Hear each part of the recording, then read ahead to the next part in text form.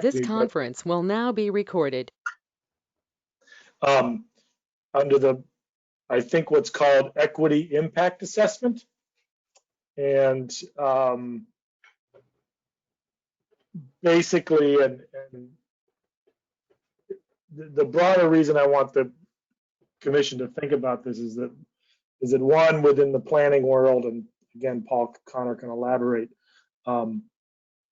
looking at the social and racial impacts, intended or otherwise, often unintended, of all kinds of plans. This is something we have at the Regional Planning Commission. It's a couple years old, mostly from the concept of public participation, but it's now sort of expanded to the larger issue of what are the racial impacts of policies. And I brought this up to the Affordable Housing Committee, and if you can bear with me, I'll just like to, if it's feasible to share screen or not, I just would like to show you a couple slides from, if you may have, some of you may know who Shoshana Davis, if I'm saying her name right, Xusaana. She is the, I think, racial equity or something like state position, not really cabinet level, but appointed by the governor or hired by the governor. And she's given several presentations for racial impact assessment, equity impact assessment tool. So if I can show a few slides from that, it'll help just give I just want to introduce the topics so you guys think about it and maybe put it on the agenda for another meeting where Paul could talk more broadly about these kinds of tools, et cetera. And sometimes it's a data-driven exercise, sometimes it's others, because I think there are as you guys can certainly attest, and anybody who works in planning and zoning, there are intended impacts of a tool and there are unintended impacts. There's a sharp edge of the sword and the blunt edge of the sword of any policy approach. And I'm kind of concerned that of some of those unintended consequences of a focus on natural resources to the exclusion of other issues and stuff. So.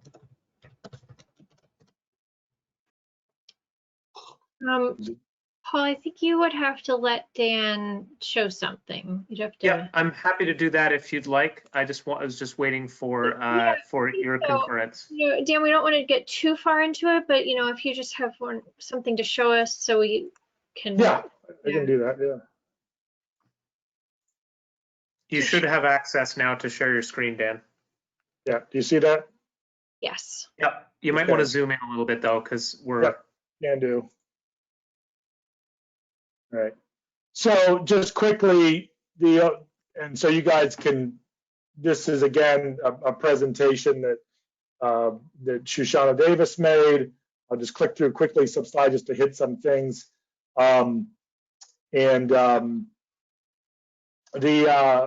So again, you've just to recap, and I shared this with the housing committee, but some of there are obviously very clear, truly discriminatory policies like redlining or FH. If you guys have, I think, been reading The Color of Law, or some of you have been exposed to that book, there are obviously clear policies that had that intended impacts. But what the state is trying to do is to look at equity impact assessments in a little more systematic way, to look at equity, to see what systematic problems there are, and unanticipated adverse consequences is these sort of a key phrase there in the second bullet, and to try to think a little deeper on a policy level. I'm trying to get a copy of this standalone PDF you see there on the left of the actual impact assessment tool, so it'll be easier for you guys to look at. Some of it has to do more with budgetary issues and other things, but there are some ways to think about it. So I'm just going to, there's a couple key goals of question number 9, is there enough data on, is a challenge in Vermont, is there enough data on racial minorities at the neighborhood level or even the town level to be able to make meaningful policy? Or is it sort of best guess? What's the target population of an impact? Who's impacted by a policy? And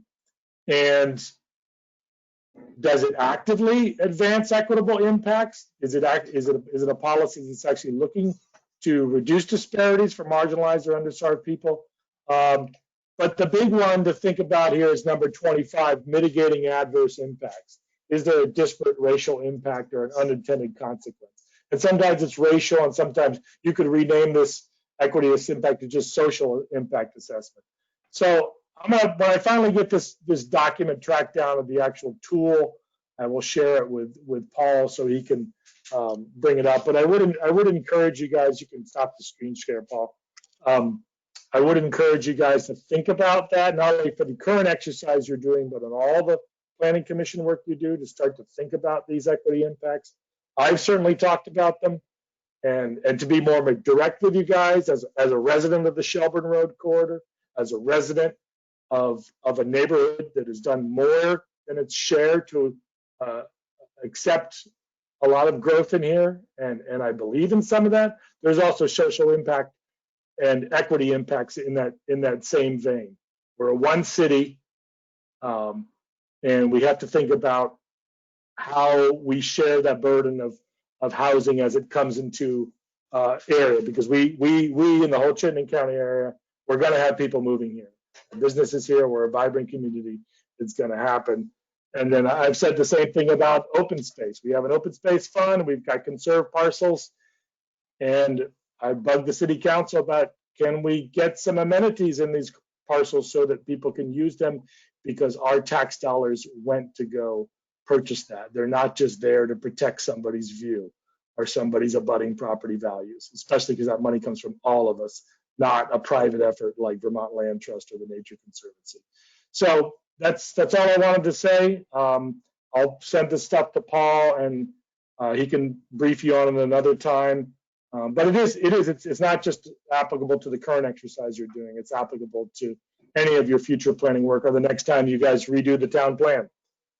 Could become very helpful to really engage with marginalized communities, people that don't feel comfortable, like I do, hopping on a Zoom call and being a policy wonk in front of you guys.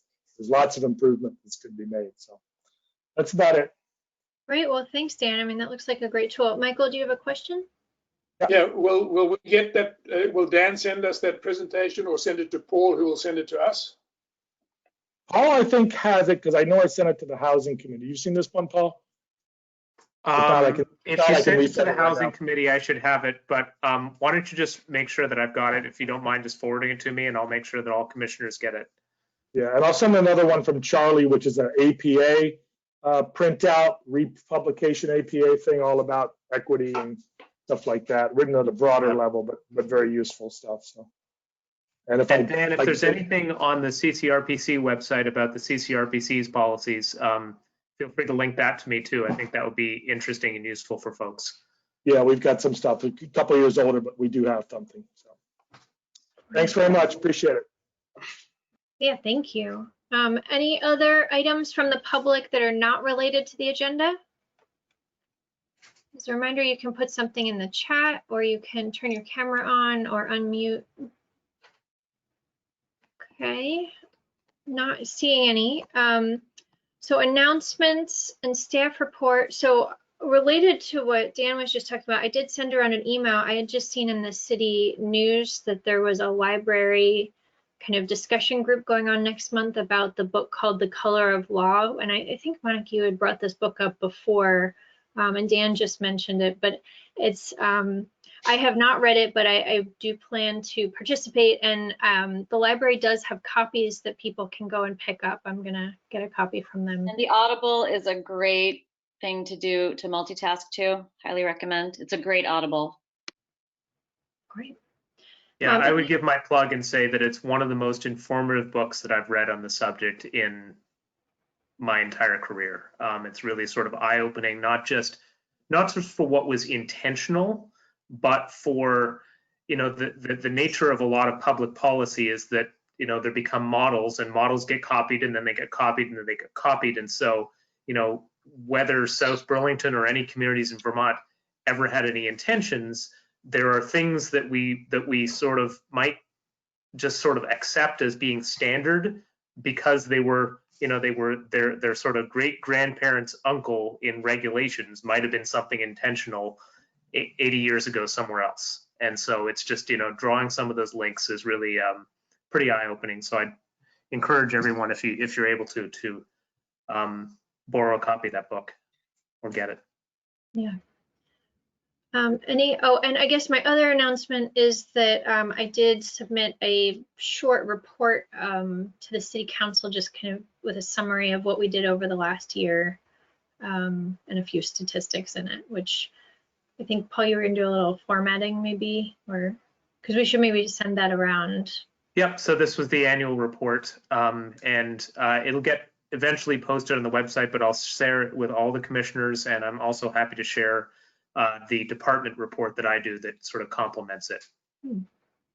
Great, thanks. Any other announcements? Monica, did you hear? Yeah, I just wanted to say, attending the Affordable Housing Committee meeting this past week, just something we all need to be very mindful of. There are continued questions by the committee of what impact on density will the PUDs that go to this building type have. I think just in general, there's a concern that the PUDs and everything we're doing in interim zoning is like a density grab. And I've tried to assure that the PUD exercise is not a density grab. It is a better community building tool, is how I explained it. And I think that registered. But rightfully, they have they're very anxious to know definitively, does going to building type have an impact on density? Does it take away from density? Does it increase density? So we're just going to I know it's very complicated to definitively say that because it might vary so much. And I suggested to Paul and Jessica that maybe just in my email about this, that if there's a way for us to consider it being an option, if it really comes down to that, so that we're not held up. But I know it's a complicated issue, so I just am putting it out there again. We're kind of getting a heads up from the Affordable Housing Committee that this will be something important to address in the public hearing.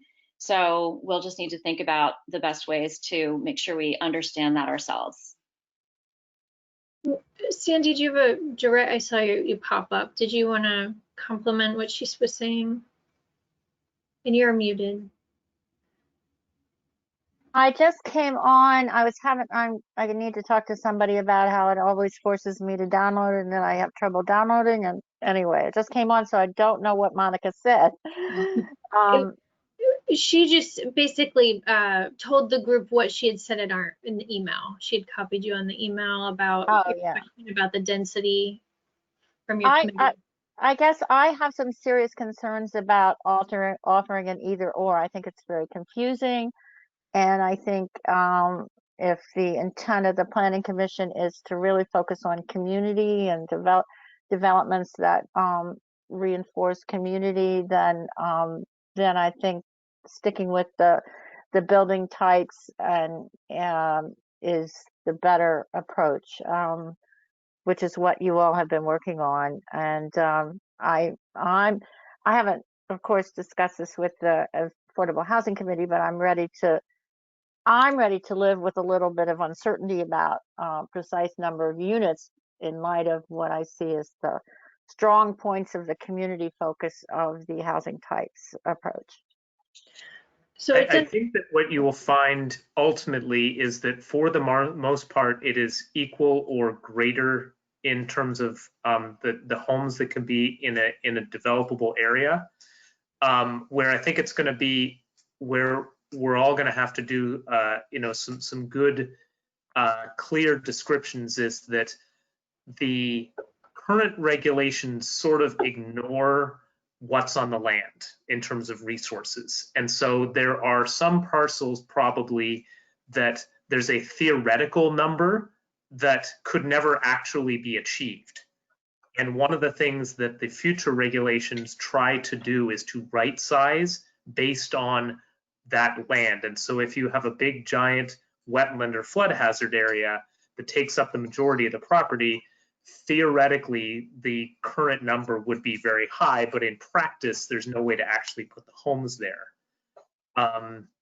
The future regulations would right size to where land can be developed that is outside of the identified resources, and in those areas it would be likely more compact, more capable of carrying homes per acre than previously. So that's what we want to try to put out in a clear manner and put some numbers behind it, because I think it's very easy for me or others to sort of describe that in a way that gets people concerned. And it was suggested that we do a sample plan, a sample development build out that demonstrates that using the old versus the new. So maybe choosing a specific example. So that I thought that was brought up in the committee meeting as well. Okay, and our whole next meeting is really focused on this specific topic. So I think maybe we can get into more detail, like unless there's other more announcements for this part. Sandy, did you have something not related to the agenda? Well, I just wanted to be real brief, but the comment about an conceptual design or whatever came from our committee member, Patrick O'Brien, who's a developer. And he really, it was a lot based on the burden on the applicant and the cost and the complexity and really getting to see how workable the new reg. And he wasn't from a critical point of view. He just thinks that's a smart thing to do. Yeah, that's all I wanted to say. That was where that was coming from. It wasn't from any specific criterion. It was, let's try to make sure this works. Okay. Other announcements?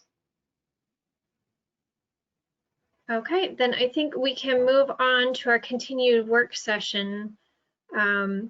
So we're going to pick up where we left off in the last meeting in 12.05. And I know that, hold on just a second, Monica. I know that we didn't get a lot of information ahead of this meeting as the follow-ups to some of the questions we had at the last meeting. There were some questions specifically about buffer widths, and we asked for some mapping on the possibility, possible larger buffers that Michael had suggested, and then also maybe some more research. And I know that Michael had sent some more information out today, and probably most of us didn't get a chance to look at that. I also got a document from one of the wetland scientists at the state. So we're actually going to kind of have all that information and the mapping compiled and available for a future meeting, not our next meeting, because we just got the agenda for that, and then we're going to focus on PUDs this coming Tuesday. But our second official meeting in January, the 26th, we're going to have all that information back so people can kind of look at that ahead of time. So as we're going through this second piece that we haven't talked about yet, like if there's anything else that we want kind of additional information on or have questions about, we should kind of get those questions out so we can have them addressed before the 26th. I've also gotten some questions from the public, and specifically Janet. I'm really sorry I didn't get back to you on this, but about when we're looking for official public comment. So on the chapter 10 and 12 edits, and I think I would suggest we're still on our same track of, hopefully on the 26th, we'll have kind of enough decisions made and edits done that we can then kind of officially ask the public for feedback on these items, because I know we've told a few people that we were still working on some internal edits and we hadn't really officially kind of given a full draft out for comment, you know, since that, I guess, May version. So I guess those were kind of some overarching thoughts about like how we'll kind of go through tonight, and then kind of reapproach the topic on the 26th with any additional information. So anything else, Paul? I know you had a few things that you were following up on as well. Just as I think you pretty much said all of them. I did just get the mapping of the widened buffers as you'd asked about, so I can get that to you ASAP well in advance of the packet. And Taylor Newton from the Regional Planning Commission is looking through the entirety of Article 12, both to give any sort of tightening up of the language. He thinks that he may be able to consolidate the stream buffer language and the river corridor language so that it says the same thing policy-wise, but is a lot easier to use. And from the staff end, we're really excited about that. So I gave him the go-ahead to explore that. He also did at least take an initial look at some comments around things that you're looking at tonight. So I will be able to share some of his thoughts for your consideration tonight also. So I've got those. I think that that's about it. Okay. Any Monica question? You're muted. Just my question was just as we go, and the note, whatever we did discuss and decide last week is not reflected in what we have here today. So we're basically not going to see our notes anywhere until the 26th. Is that right? Because it's just so much. Yeah, I was focused, honestly, Monica, in getting next week's packet done, and Taylor has been, worked through the holidays, but he's also working with other towns, and so I thought I'll just give you a single set once rather than piecemeal edits. But we have all of the recommendations or guidance from the commission from a few weeks ago. I just didn't republish it for you. That's okay. So what you have is the exact same draft that you had 3 weeks ago. I can't remember some of the things that we decided, so that's why I was asking, but we'll wait till the 26th. Thank you. Me neither. And then, as Michael pointed out in the email today, and I said, we didn't make a decision on the buffer widths for the wetlands and the streams, but we'll definitely be talking about that at the next. Right. You gave us guidance to map them so that you could evaluate them further. Okay, so do you want to pick up at habitat blocks? On that though, we did agree that as a group though, to Paul Engel's comment that we would most likely side on the greater and then get the public feedback on that, right? I mean, that was a decision from last week. Did we not? Okay. Where you left it was that is the likely approach, but you wanted to see it mapped in order to finalize it, just to see what it would look like. Okay, thank you.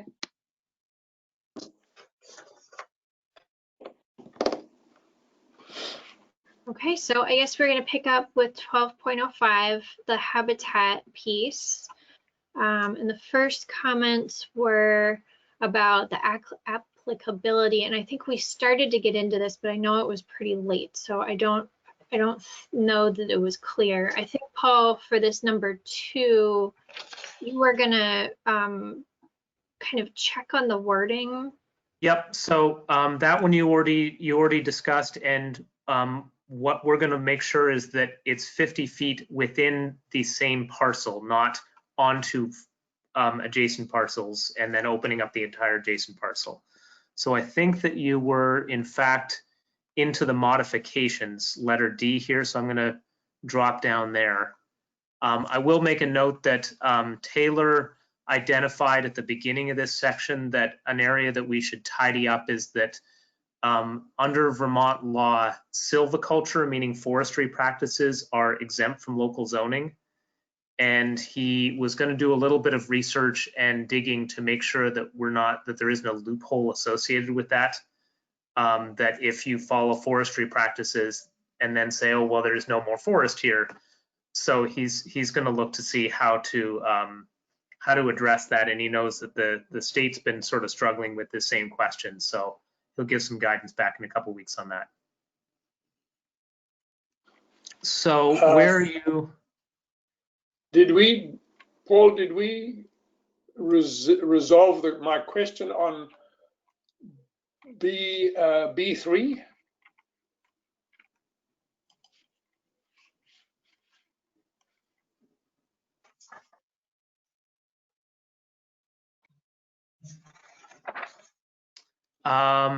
I don't recall. Well, we didn't because I think it's so related to this next piece about where we allow people to potentially shift habitat from kind of one spot to another spot. I know there was some confusion. Right. Well, I think that where we had left it was that there was probably some tidy up of that language to make sure that this was really only intended to be transparent to everybody, that there are ways in which the borders can move as identified in the next subsection and or through a conservation PUD. Okay.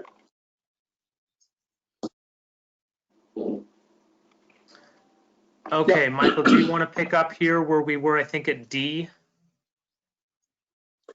D. And or Monica?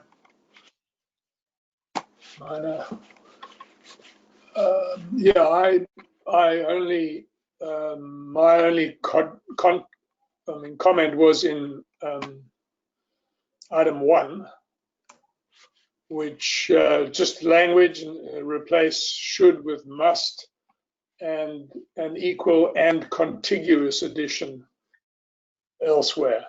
Oh yes, I apologize. I apologize. The commission did agree with that. I see I've got a note, so we were a hair further down.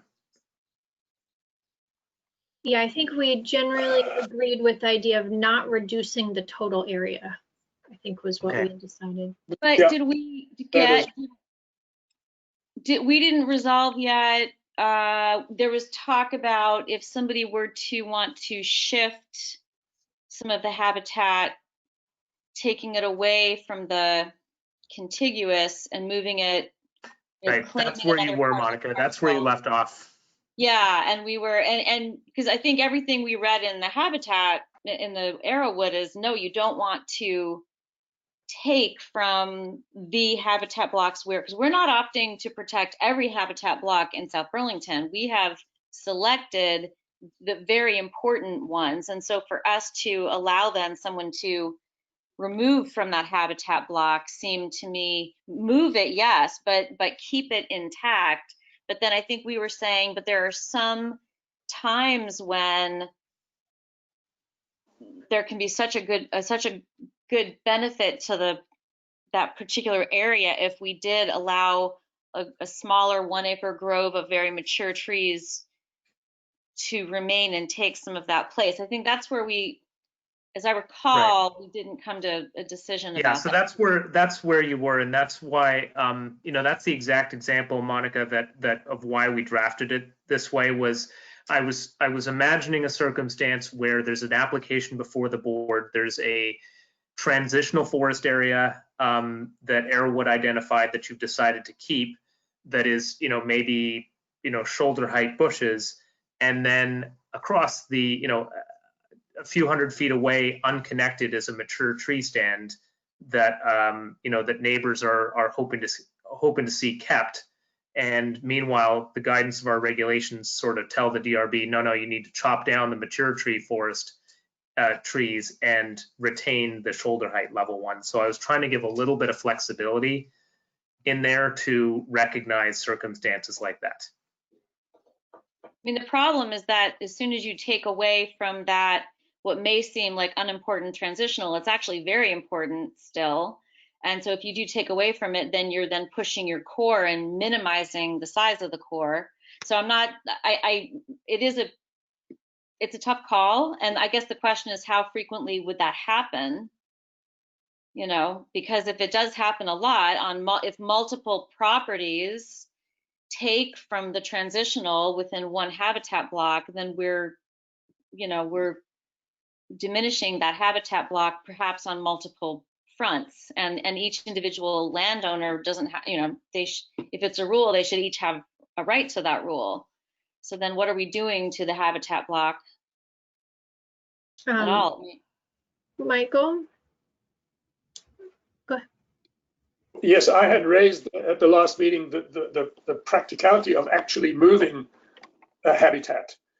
It doesn't seem to be a practical proposal because, I mean, maybe if you have a habitat that is just a piece of grassland, you could find another piece of grassland, contiguous piece of grassland, and then yes, you could move it. But if you have young trees, mature trees,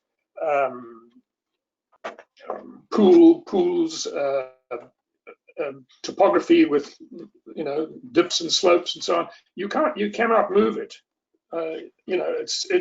I've seen the consequences of the moving of a habitat in the construction of Heatherfield right next door to me. And that the claim of the developers were that the habitat, that the inhabitants of that habitat will move into UBM fields and forests and the eastwoods and what I call the westwoods. The answer is it never happened. And one of the ecological consequences are this area is overrun with rabbits because you can't move the habitat. It's gone. The inhabitants are gone. So I understand the need. I understand the possible need for this, but I don't understand how it can be done. So Michael, I think I actually completely agree with what you're saying. And I think number 1 and number 2 here are allowing for the line on the map to be moved, because, and part of that is because the line on the map is not a perfect representation of the actual physical habitat, because it was done with the remote sensing data. So I think 1 and 2 here are kind of acknowledging the rough nature of the line and kind of allowing for the total area of the blob to stay the same, but the edge configuration to change a little bit. So you're not losing area, but maybe the new line that would be drawn might actually contain better actual physical habitat. And I think yes. that's why with number 2 there's this A, B, and C there, so that there's some criteria for the DRB to say, okay, we're going to let you move the line a little bit. You're going to retain the same total land area, but we want to make sure that where you move the line to is better or equal actual physical habitat. So I guess that's why I felt like 1 and 2 are reasonable. I think that making sure the land area stays the same makes a lot of sense, and the contiguous part makes sense. But might I suggest then, I see Michael had proposed to delete 2C, which spoke a little bit more about neighborhood function. Maybe that should be or could be replaced with expanding or revegetating a habitat connector, something like that. That is recognizing something that the city has already identified as, a third way that somebody can do something towards what has been identified as a priority. Yeah, but Paul, a connector is not a block. It doesn't have the same ecological value at all. It's valuable, but I don't think that would work for me. Okay. What's the intent of C? The original intent? I'm happy to let it go. The original intent, Michael, honestly, was to, if there's a circumstance where there's a wooded area and the wooded area is the thing that helps make two adjacent neighborhoods, one existing and one proposed, be palatable in front of the DRB, then it gives the DRB a tool to say, okay, sure, you know, if adding a little bit of a buffer area there, but I'm okay. I understand the point that you're making, and I'm not trying to, you know, I was Okay. just writing up additional options so that you could consider them. I'm not married to it in any stretch. I mean, I don't Okay. see there, so Oh, look, if we can leave it off, let's leave it off and move on. yeah, I think unless somebody else needs a C, then I think any other kind of comments on Michael's suggestions?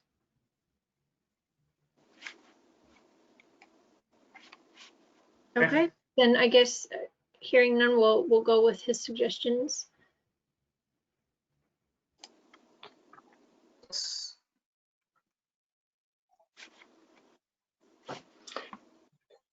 All right, so this third one here is the larger exchange where you complete a habitat assessment.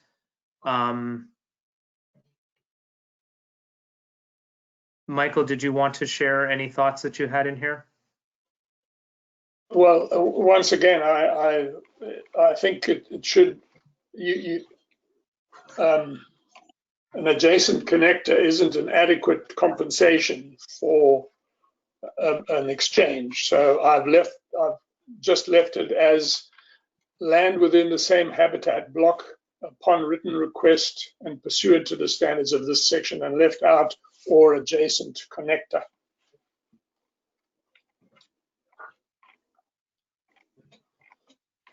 I suppose if the connector is immediately attached to the habitat block, then it's part of the habitat block anyway. So this would be just making sure it's contiguous. Any issues with that suggestion of really maintaining the block itself? I think it's the contiguous part that's the most important, so I would support that. Well, should we then say or contiguous connector? Would that work? Yeah, I mean, I could see a circumstance where if we're saying that a habitat block can never be separated by a roadway, but let's say there is a roadway that's pre-existing and somebody can do a beneficial thing, you know, directly across the street by making it contiguous, then sure.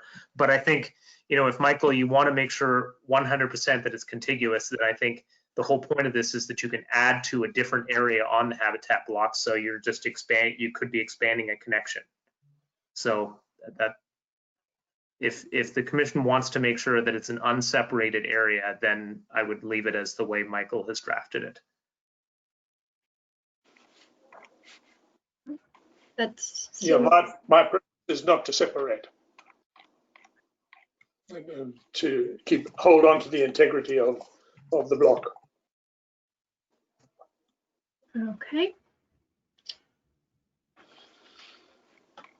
Okay. Just one quick note that this number 4 here is this sort of exception that deals with the very rare circumstance where property is more than 70% covered in a forest block and also is for some reason not eligible to be a conservation PUD. There's going to be very few of these. It's going to be a handful of, like, you know, 1.9 acre parcels. Taylor's recommendation is that we not call this a modification, but rather call it on its own sort of special circumstances, just to highlight that it's not sort of a regular path. Michael, did you want to talk through it? No, I wanted to make sure we completed item 3, because we only looked at the first paragraph and not down item 3B3. Okay. Oh, is that okay? I just proposed adjacent development and infrastructure must be designed to have no impacts on habitat functions. rather than has been designed to minimize impacts. I mean, if this is a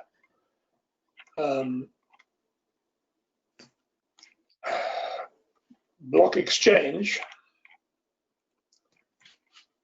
So I guess, Michael, what I would say to that is, the sentiment is perfectly fine with me. I would probably recommend replacing have no impacts with have no adverse impacts, because no impacts is sort of an impossible standard to meet. Yeah. Because an impact can be Okay. literally, you can smell something. But adverse impacts is a very high bar that says you cannot be negatively affecting. Yeah, if we can get at some point, not now, to a definition of adverse impacts, because that term is used quite often. Yeah, we that's don't actually really one know. of the things that Taylor is working on for us for the 26th to help. He Okay. had the exact same recommendation as you just said. Okay, adverse impacts is okay by me. And then item C, That one you just covered, I think. Yeah, that was what we were just talking about with the habitat connector.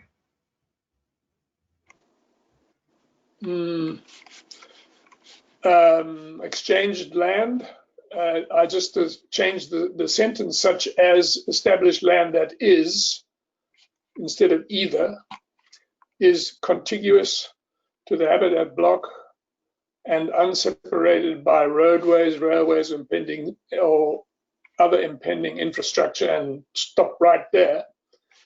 So or because it says we just agreed to that, Michael. oh, But okay. although we Yes, did agree to it, we move did on. get one. Sandy did comment in the chat, and she just asked, does this approach diminish the importance of connectors? And I don't think it diminishes the importance of them, because they're still protected on their own. I think it just means that this approach wouldn't be like specifically adding to them, is what I don't know. Does anyone else have a different kind of thought on that? That's fine. Okay, so moving on. 4.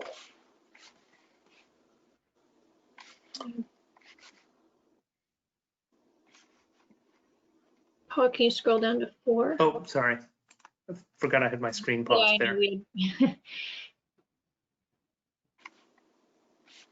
Okay, so this is only in the case where the parcel is more than 70% covered, to get them back down so they have 30% of their land left. And they're also not eligible to be a PUD. Duncan? Yeah, I just had a question. Paul, you mentioned that there weren't going to be many examples of this. What are the parameters of a parcel of land like this? Is it generally going to be very small, like 2 acres and less? Is that what? Yeah. So I actually originally a few weeks ago tried to delete this section entirely, because the commission decided a couple months ago, you all decided that for properties that have a substantial amount of land in a forest block, that you would instead have those eligible to be conservation PUDs, which would go through a similar process to what you're seeing here, but a little more robust. The catch to it is that I could think of 2 circumstances where something wouldn't become a conservation PUD. One was in the off chance that a property is very small, like less than 2 acres, because that's your threshold for a conservation PUD. Or 2, if a property for some reason was not doing any subdivision at all, and they were just building one building on a pre-existing parcel. So that could be a larger parcel, but it's not a likely scenario in most cases. So this is pretty rare, but it's still important enough that we decided, in previewing this with Jessica, I tried to convince her to get rid of it, but she felt that it was that it's important to cover those circumstances too and give a path forward.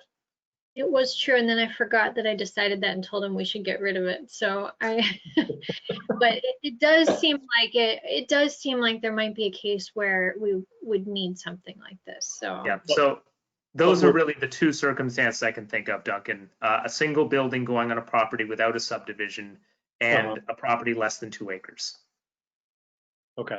I was just trying to get what realistically, we're probably talking about the latter more often than not. Okay. Yeah, I mean, I think that there's probably going to be a very small handful of properties that fall into the 2 acre side. Just Murphy's laws, it'll be the first application that we get after we adopt this thing, is somebody's going to say, oh, I've had this, 1 acre parcel in our family for 85 years, and what do I do with it? And then the second one could happen, but again, there's probably only 20 total parcels in the entire city that are more than 70% covered by natural resources. And of those, most of them are relatively large and therefore would fall most likely into a PUD. Okay. Paul, can you remind me of how this connects to the change that we'd made about parcels that are less than an acre, we did something a few months back. Yeah, so parcels less than an acre are exempt. Exempt, okay. Pre-existing parcels less than an acre. Okay. So again, this is a very, very narrow circumstance that's going to come up. And I'm fine with narrowing the criteria as Michael has proposed. I just wanted to make sure that the DRB has very clear guidance that keeps the city out of any kind of a takings claim, that here's the rank order, A, B, C, D, E. So I'm happy to sort of work with this. What I was trying to do was to be very clear of if in order to avoid a takings, what's the priority order? And I think that the language was probably needing some updating because this predated when you decide to go with a conservation PUD. So we can go first, second, and third as it's written here. Yeah. I agree with Michael that we shouldn't have the habitat connectors shouldn't go away because those are. Yeah. So it makes sense. We should definitely so first and second seem fine, and then we shouldn't allow them to get rid of a connector. But then it feels like maybe if they're going to do something, it would only be in the outer portion, like making sure they're not getting into the core. Yeah, so I guess what I would suggest, Michael, is if you wanted to go with this approach, I would say first, land otherwise not in this subsection. Second, land not identified as forest. And then, oh no, this is to be excluded. So let me take a shot at rewriting this, but basically I think what I'm hearing is first priority to see built on in that remaining 30% is land that's not encumbered by natural resources. Second is land that's low value natural resources. Third, if it has to be, the forested areas. Is that acceptable? Yeah. But I think it should. Third would be hazards as defined. Well, I guess, hazards, I'm not even sure I even want to put those in there because if they're hazards, they're not going to be allowed to be built on anyway. So I think this probably deserves some updating. The problem with the fourth one, as it was originally drafted, is, and as Jessica's just said, if you allow development in the buffer, then the buffer is no longer a buffer, and now you're only looking at the 100-meter core, and it has no buffer protection if we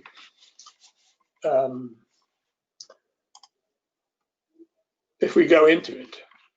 So Well, but again, I think there's so few of these. I mean, we could probably go around our cores and our habitat blocks and try to identify the number of these. I mean, if someone has a parcel that is completely covered by this 300-foot buffer, well, basically, that's going to be equal to a 2-acre parcel practically. So if somebody happens to have a less than 2-acre parcel, a greater than one, but less than 2-acre parcel, and it's fully within a buffer, I mean, there can't be many of those. And if that is all, if that's 100% of their property, I think this is what this exception is set for, which feels like we have to be able to honor.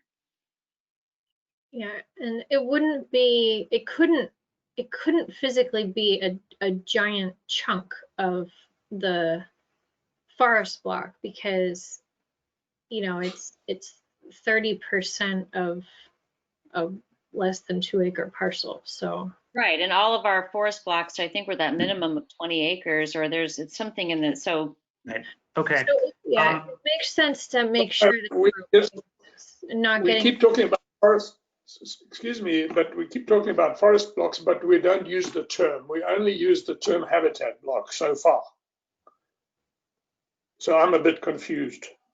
And yes, there may only be a few small parcels to which this might apply, but it doesn't say that in here. I mean, it's a bit of guessing by God.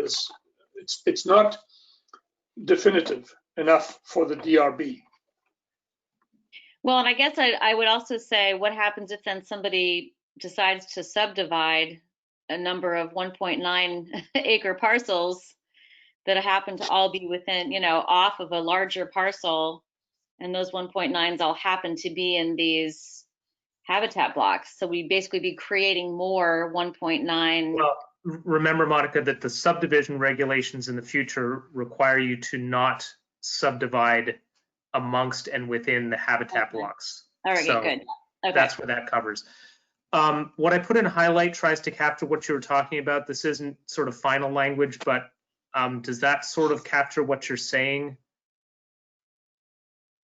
This is the area that you would build on. First, the area is not regulated, then areas not identified as forest cover, then areas that are forest cover, avoiding habitat core areas to the greatest extent possible.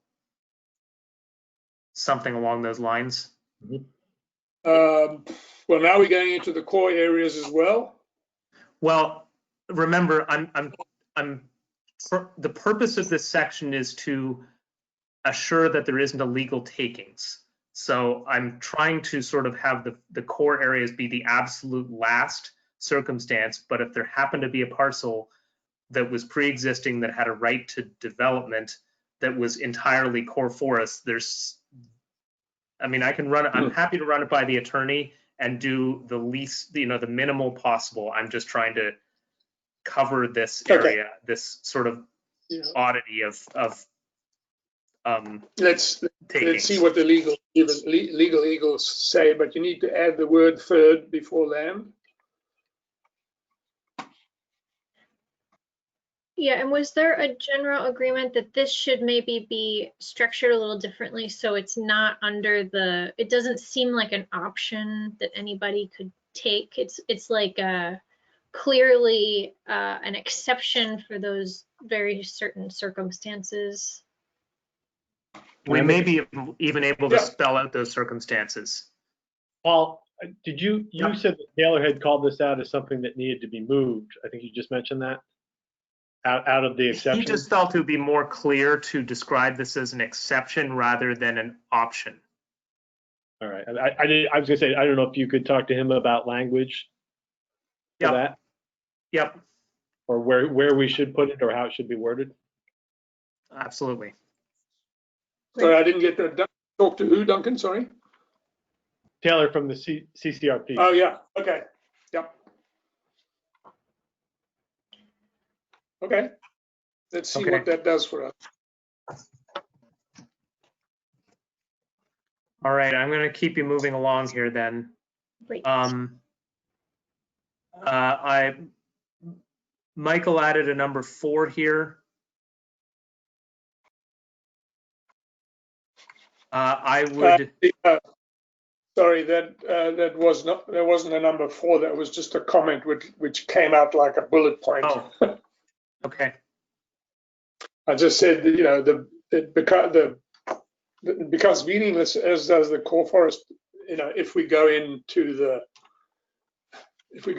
buffer and the core. So leave it as it is for now. Okay. As you've got it. So don't keep this. No. Okay. Okay. Standards for habitat protection. So this is what is allowed and not allowed in forested areas. So this is what needs to be retained. So it seems like he Just quickly, Paul, before you go on, in the calculation, you just need to say that land needs to be selected from the 1st to the 4th, not what's there, not what I've got there. Okay. Okay, got it. Sorry for all this scrolling around. Okay.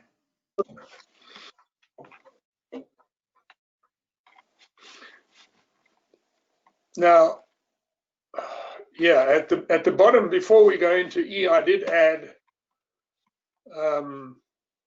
that land located within any NRP subdistrict has its level 1 resources, etc., which is terminology we've used elsewhere.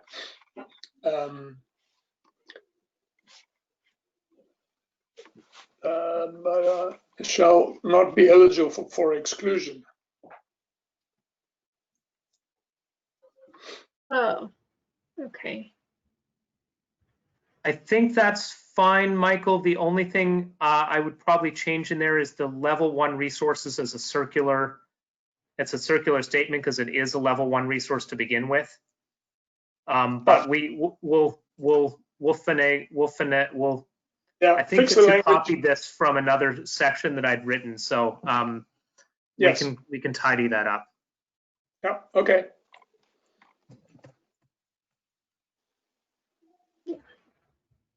Okay. On to subsection E. So subsection E is the standards for habitat block protection. I don't have any issue with Michael's minor edits here. I think that's just more clear. I realize also we're missing a letter C, so we'll fix the lettering in there. Mm-hmm. Oh, Yeah, and then my comment in there was, is there anything we can do? I don't want it to be a burden to landowners, but is there anything we can do to require forest management, particularly removing invasives? Because they can really, I mean, these habitat blocks are special, and we would all benefit if they were kept as healthy as possible. But sometimes that really does require some kind of care. I don't know how. So Monica, can I make a suggestion? On Tuesday night when Sharon talks about PUDs, one of the things that she's going to float to you is the idea of a point system associated with achieving certain objectives. And maybe there's a carrot approach to doing what you're asking about of, let's say somebody is falling a little bit short in some of their design of their neighborhood. Maybe one of the ways that they could make up some points is to do some forest management work. I think it would be difficult to require forest management if they're not really touching that area. But if it's something that they could do as an option to get some points, maybe there's a way to get there with that. That sounds good. What about giving the owner of that habitat block? You're talking about forest blocks again. Some kind of tax relief.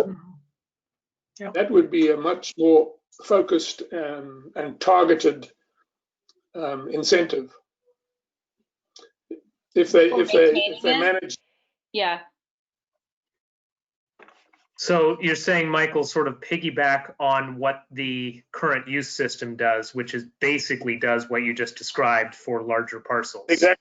If you Exactly. demonstrate that you're doing a management plan, then so that would exist for parcels of more than 27 acres at the state level. Commissioners want, I'm happy to have the conversation about what authority we have locally to do something like that. I could talk with tax folks. Yeah, I mean, it's a form of abatement, I guess. But yeah, but they would have to submit, a management plan to the city in order to qualify. Yeah, and there I are think some kind of. that are willing. Sorry, Paul. Oh, that was me. Oh, right. No, I was just going to say some kind of incentive or something would be good. I don't know if the night before last on Channel 3 News, it was actually a story on doing some habitat management, and there was actually a state forestry grant, and the story was about they were actually going in and mowing and removing some of the invasives to promote better bird habitat. And so, I think encouraging management, through some kind of incentive is a good idea. And I know it's something that the state is promoting and that there's actually, grants available to do that. This was something that somebody was doing with some land in Heinsberg. And I think the Nature Conservancy also sponsors or adopts parcels to take care of as well, and they help organize volunteers. And so whatever ideas there are for that, but active management would be very beneficial. So can you work up some language for that, Paul?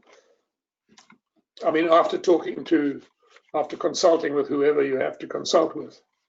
Yeah, actually. Ask Ted, he knows about taxes.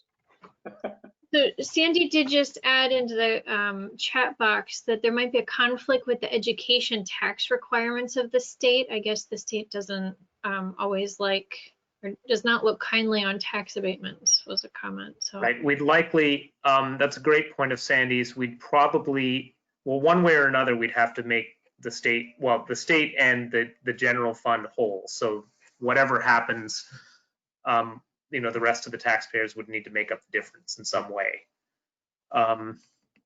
Yeah, Michael, let me think about this one a little bit. Whether there's a way to think about something creative on the grant side there or taxation. It's an interesting idea. I guess I'd say let me see if I can do something, but let's not hold up the chapter in finding a solution to that, because that might be a little more tricky. But also on the PUD, I like the idea of the points and kind of making the forest management, like give that priority over flowers and a median, Mm-hmm. And going back to that best use of landscaping budget, like if you're required that X% of landscaping, but you have this habitat block, putting some of your landscaping budget towards maintaining your forest has perhaps a better overall impact. So Monica, you had brought that up a few months ago, and I actually think that would be a great option in our landscaping budget. I don't know if there's a way to say a certain percentage could go to habitat restoration or invasive species removal, something like that.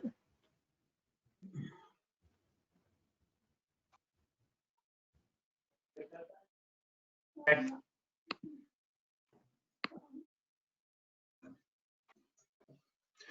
All right, so we're down to encroachments, if that's okay with you all. Are you okay with the changes that are shown in E1, 2, and 3? Do you mean A and B? Section E1, 2, and 3.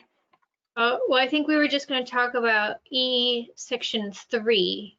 Can you see what Paul has up on the screen by any chance? Michael, I feel like yes, is the encroachments, right? So I think that's where I was at. E3. I am there. I have this document on my computer in front of me. I can't see it on this little screen. So yes, I'm there. Right. But the things that came before it, Yes, there were I a have couple no of. problem with the things above it, Michael. They're just minor clarifications, and I think it's good wording. So Okay. Yeah, and we already talked about them too. Yeah, that's why I asked Michael, because we had actually said we were okay with E1, but I think you didn't see what we were saying. So. Go ahead. So E3 is a supplement to the final section of this chapter, which is the circumstances under which infrastructure could encroach on a natural resource. And again, just a reminder about the way that it was proposed to be drafted was that first you'd have to meet the test at the end of the chapter, and then there would be supplemental standards within each natural resource. So this is sort of, we're reading it sort of inverse order here. Do you think that this might be a good time, Jessica, to jump to the? Yeah, actually, I was just going to say that. I think we actually maybe should jump ahead to the restricted infrastructure encroachment section that applies to kind of all the natural resources, and then come back to this, just to make sure. Yeah, I think that that's the right timing to do that, because that's the key issue. So I'm going to do that if that's okay. Yeah, I'm not seeing any. So I've Which page are we jumping to? Jump to section 12-10 or 12.10, Michael, the very last section of the chapter. It's on page 18, it looks like. I don't know, maybe that's not, maybe in the PDF it's a different page, but. All right. Yep, Page 18. okay.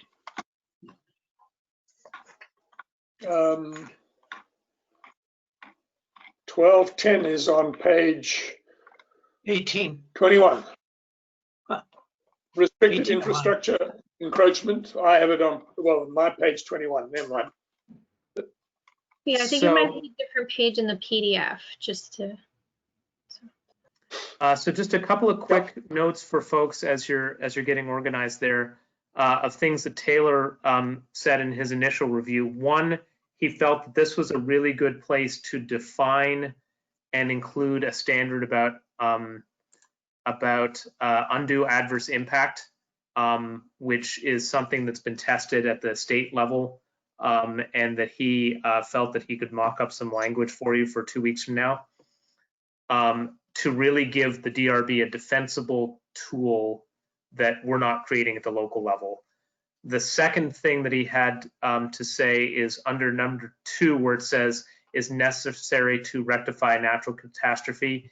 He said that that's not really common language, but a better way of describing it would be to tag it to a federally declared disaster or mitigate future impacts of hazards as identified through federal programs, that kind of things. Then you're associating this with direct federal reasons for doing things. Mm-hmm.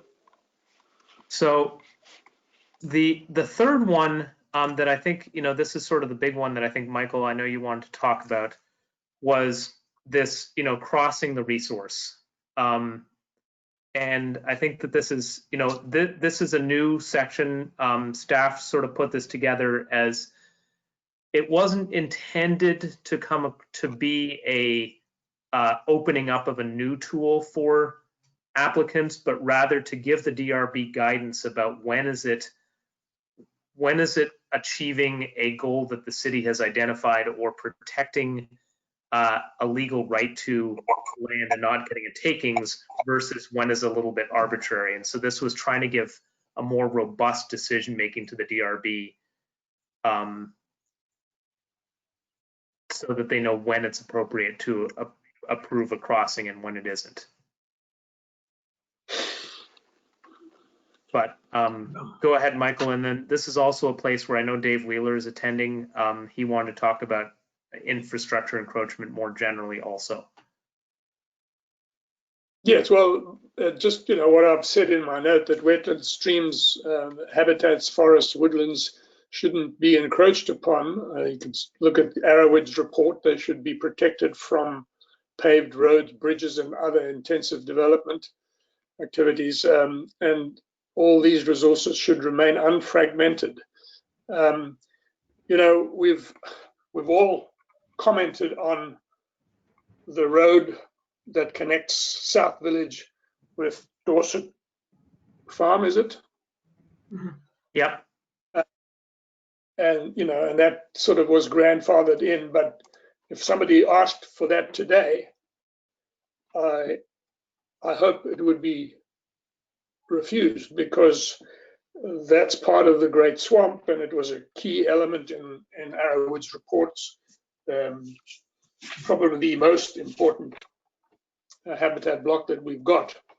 So, you know, I don't want that to happen again. And that's why I felt that this whole section was dangerous from an environmental protection point of view. And that's what we're trying to do, protect the environment.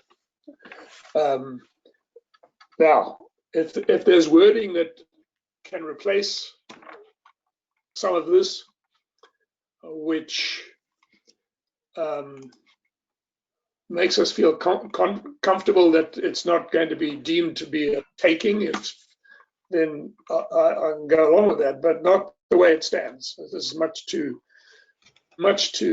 broad and much too dangerous for what we are trying to achieve, which is environmental protection. Well, but what if the only way into a property is through something, and you need to put a road in? You know, you mean through a wetland? No, not through a wetland. Through because we say that if there's additional restrictions, then the more restrictive restriction applies. So I don't think, you know, we would necessarily allow, you know, filling and going across the middle of a wetland, but, you know, something like a forest block or something like that, where you need to, you know, go through that to access the property. You know, again, kind of back to the taking kind of language. If you prevent people from building a road to access their property, then you've essentially. That's item. Go ahead. Yeah, no, I got Bernie. I mean, that's item A. If it's the only way to do it, we could add back item A, which says that if there's no feasible alternative for providing safe access within the property. Maybe leave that one in and junk all the others. Well, and Well, I would I want to think- kind of go through those one by one to not necessarily That's fine. pull in or take out. I mean, I think we've got to look at this comprehensively. And, you know, just as a reminder, we did jump down. This is no longer in the habitat block section. This applies to many different locations, you know, any of the different resources. So, I mean, this might be talking about an intermittent stream, or it might be talking about a wetland buffer, or it might be talking about, you know, any of those items. And then in each of those sections, there's supplemental language that adds to this in those sections. So we're going to then, after we talk about this, go back up to the habitat block one and see what additional language is in there for the habitat block. So Yeah, just that's as what a I was reminder. getting at. You kind of have to take all this comprehensively. You can't really, you know, pull out individual things without, you know, kind of looking at the whole package. But I think the intent, at least in my mind, of kind of this is to allow, you know, for critical things like roads and utilities and public use paths, a mechanism to be able to access.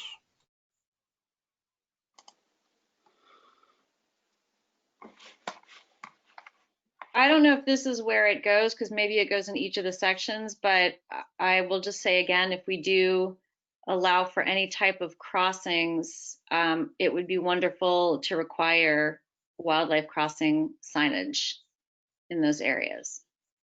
Well, and if it's a crossing of a stream or something, requiring passage underneath the road is perfectly reasonable as well. Well, let me be the devil's advocate. If we've got standards in all the other sections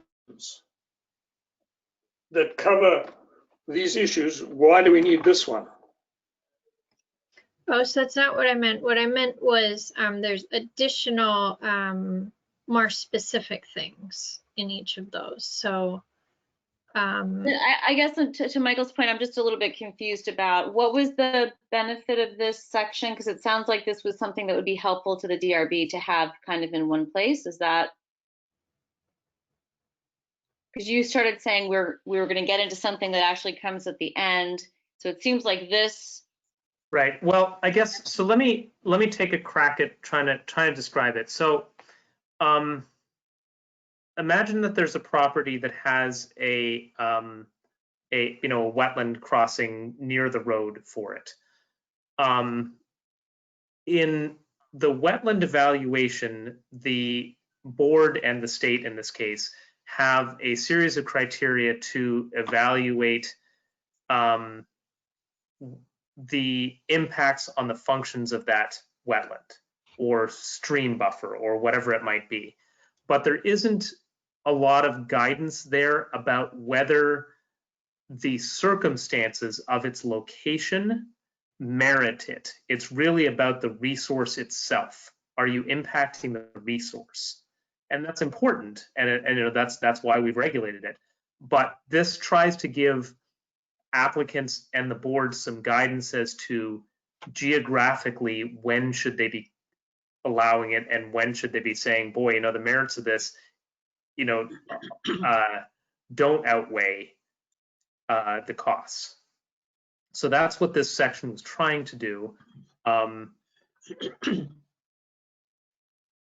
Hey, Yeah. Paul, Yes, Ted. have the regs changed, since the, what Michael was saying about the road connecting is going through the Great Swamp. Now, if it were going to be permitted today, would it not go through the state's muster? I think that one I'd have to go back into a little bit of history as to whether the city or the state would have approved it otherwise. One of the things that the state considers is what's the local policy. And in this case, the city's official map was requiring the applicant to build that road. So this predates me, but I have a strong sense that the part of what weighed into the decision about whether to allow that crossing or not was the fact that it was an adopted city policy saying that is the city's interest to see that connection. That's given a lot of weight. So, fast forward to today, if that were a brand new application and the city didn't have it on our official map, didn't have it in our comprehensive plan as a city goal, it might not have carried as much weight. Shows we go. I think that's an important reminder about the value and importance of the city's official map. It's given a lot of weight by everybody, and I'm not sure the applicant wanted to build that road necessarily, but that was the city policy that it must be built. At some point, we should review that. That's the problem with that official map. Carries too much weight. Or review it. Go ahead, Ted. Yeah. Right. I would strongly advocate for that review of that to be a high priority in this year, because I think there are some out-of-date figures of it. It's a very powerful tool, and powerful means it needs to be calibrated right to what the city's objectives are.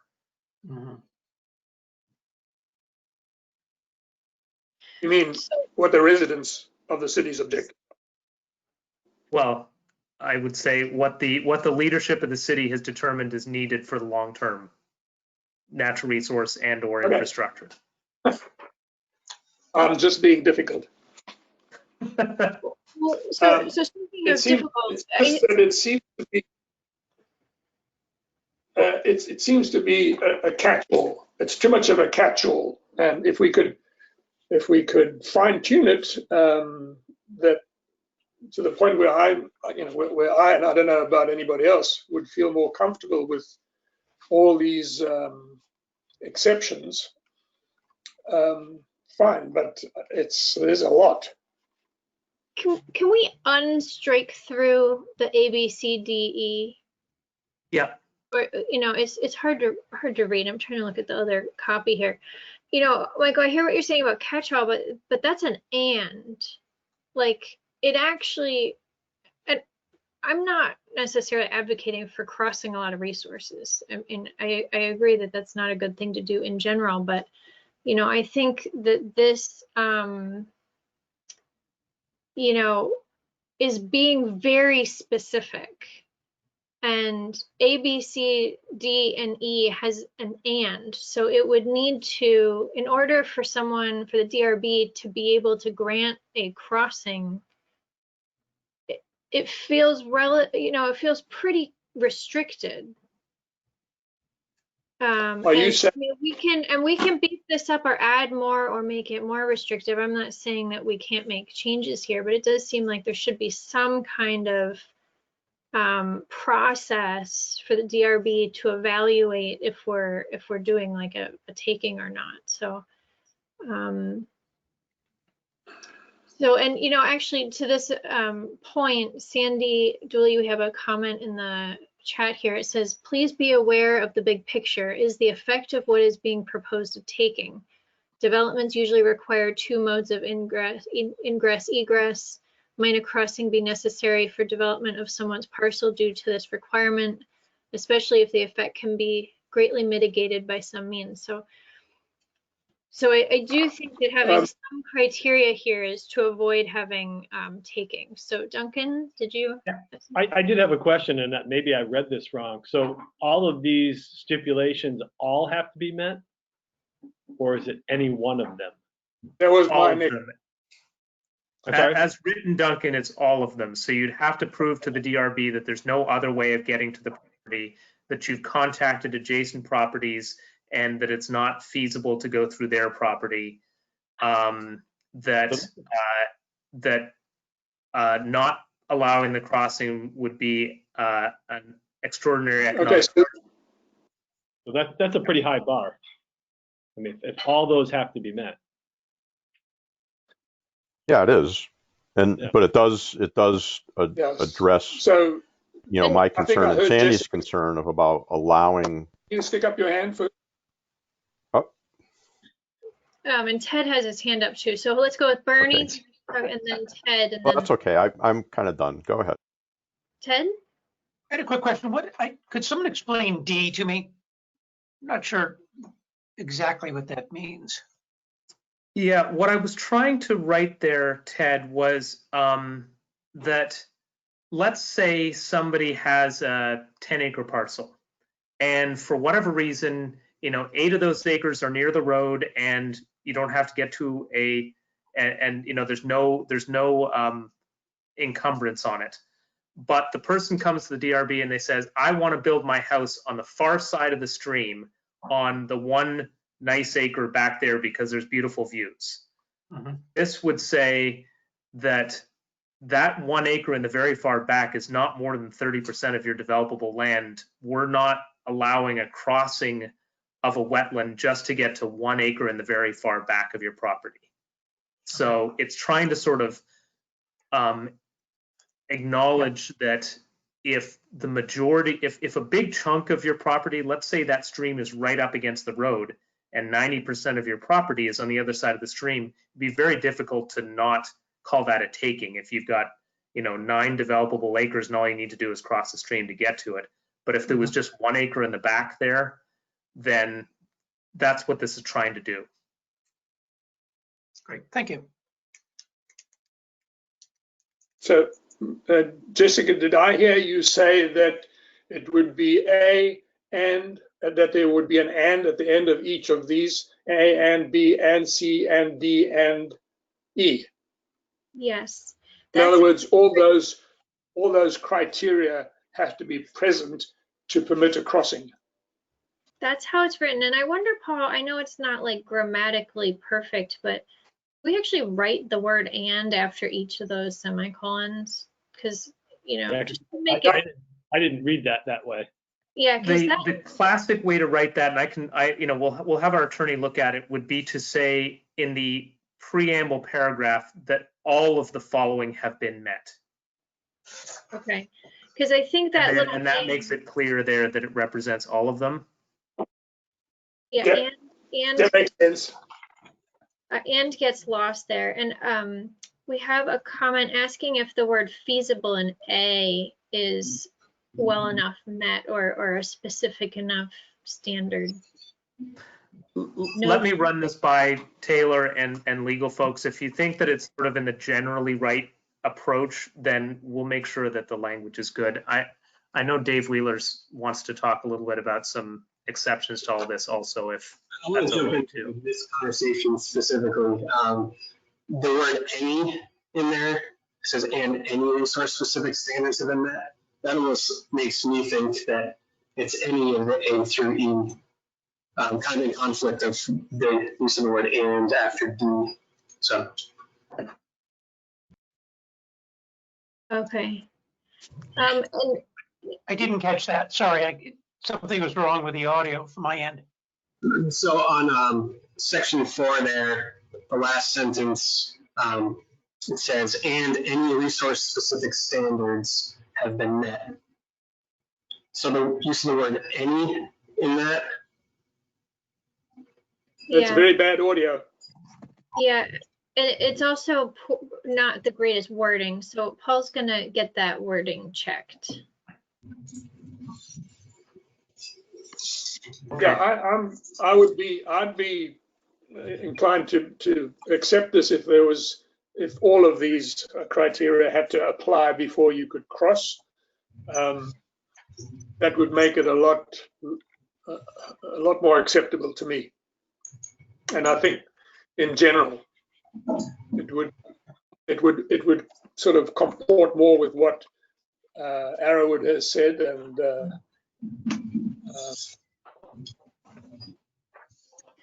Okay, Yeah.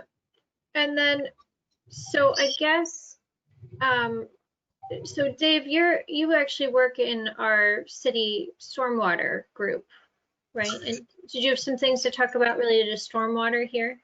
yes. So yeah, I'm the stormwater superintendent. Similar to Paul, I get to actually use these regulations on a day-to-day basis, working with engineers to make sure they're following the rules before they go in front of the DRB. So, I've been asked to review section 12. That's kind of my section, if you will. It's where the stormwater rules live, but I happen to notice all these other sections that were added. So I reached out to Paul just to let him know I had some general comments I wanted to share with all of you. Can you hear me? Is my audio okay? I know someone mentioned my audio was. It's really pretty shaky. You don't have any headphones, do you, Dave? Let me look. Give me a second. Yeah, we can, in the meantime, maybe go back to the first section. Michael had crossed out streets, and I feel like we might want to just go back to that piece. So this section A, there were some comments in there, and it looks like Taylor has some comments off to the side where maybe driveways should actually get added. are we looking at 3 now? We're looking at E3? 12.10A. It says underground utilities, and then sidewalks and recreation paths, public and private I streets. thought we were on stormwater. Well, we were still talking about the restricted infrastructure encroachment, actually, I think. Okay. So what I gather from what you all just talked about with respect to encroachments was that if as you just talked about, all of the criteria are an and rather than an option, that things like streets and sidewalks could be acceptable if they have to meet that higher bar. Am I reading that correctly? Yep, as far as I'm concerned. Yeah, and I just wanted to make sure, and I did see that comment from Taylor suggesting driveways was added, and it feels like that makes sense based on your example, Paul. Right, because that could be an access to a single home, but again, they'd have to meet all the standards below. Right. So I just want to make sure we were clear. I know we had. Okay.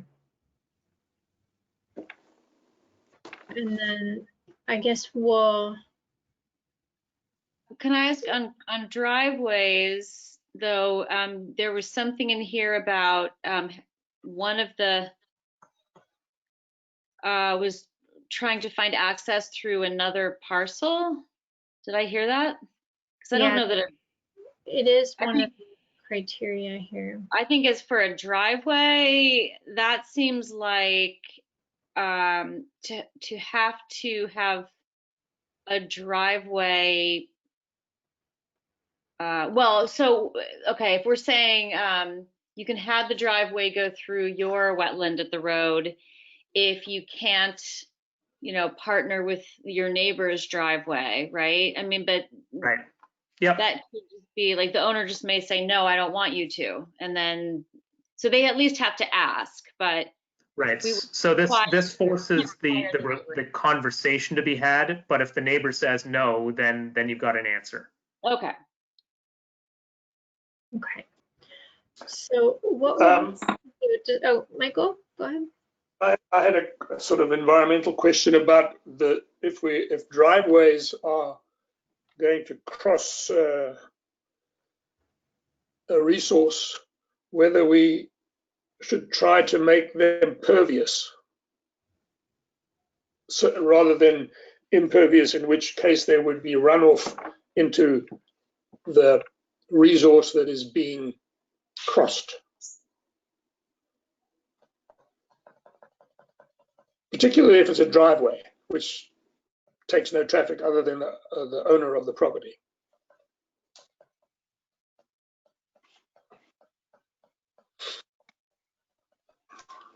And certainly take a look at that. I can send you a picture, Paul, of a driveway near my daughter's home in downtown Ottawa. It's a pervious one. And as I believe a practical the matter, the only time that this would come up would be if the driveway would have to be fairly long because it's crossing some kind of a resource.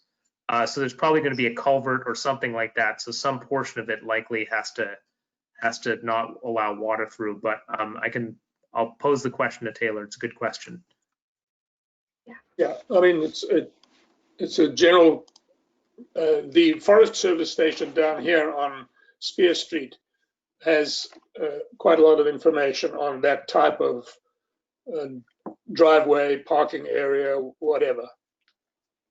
And as I said, I saw it used in Ottawa. Okay. Well, it doesn't seem like Dave's back yet, so should we jump back up to the habitat block encroachment section? Yeah, I think that makes sense because it's basically just following along from the conversation you just had. I'm gonna call in using my phone. Okay. Go. Well, I guess we can go back to Dave with the call in.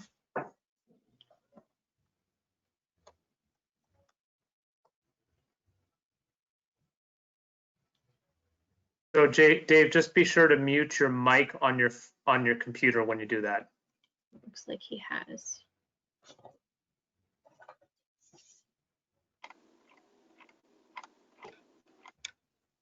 So while Dave's connecting, let me just reiterate what he was saying before, which is Dave has sort of an interesting double role with the city. He and his team are the technical resource that we lean to when we're reviewing the stormwater standards and our regulations. So when something comes in front of the DRB, Dave and Emily in our stormwater division actually do that part of the review. So we've asked them to look at the stormwater section here. The other role that Dave and his team play is that, as we all know, the stormwater division is actively, meeting the city's water quality goals and requirements, and so they're advancing projects. And so Dave is in front of our DRB on a semi-regular basis with all the different improvements to help deal with our historic water quality issues in the city. So it's through those lenses that we wanted to share some feedback for you. Can you hear me? Yes. Much better. Thank you. All right, great. Yeah, thanks for that, Paul. Yeah, so kind of like what Paul was saying, there's a bunch of projects that we do that are city projects. I'm sure you're all aware of all the stormwater impaired watersheds in South Burlington. And the florestation plans that we've come up with to, restore those streams. You guys were having some conversation earlier about forestry management, which, I liked that conversation, acknowledging that sometimes there's a benefit of doing something. And in general, the land development regulations read as if any project is a bad project, is having a negative impact. But, there are a few projects that have positive impacts, like the projects that we do. And our projects are subject to these regulations as well. So I think when they're written, they're not really considering projects that may be actually having a benefit, and in this case to the streams. Another thing I wanted to point out is because our streams are impaired, there's essentially no life in those streams right now. That's how they get put on the impaired list. The state comes out and they look for, bugs and fish, and they find that they're not there. So they put the stream on an impaired list, and they come up with a reason of why it's impaired. Is it, temperature, E. coli? In our scenario, it's just, they've said it's from stormwater in general, just high flows off of all the development, all the impervious surface. So, a lot of the neighborhoods in South Burlington were built out to the buffers or into the resource areas, in that the more kind of northern developed part of the city.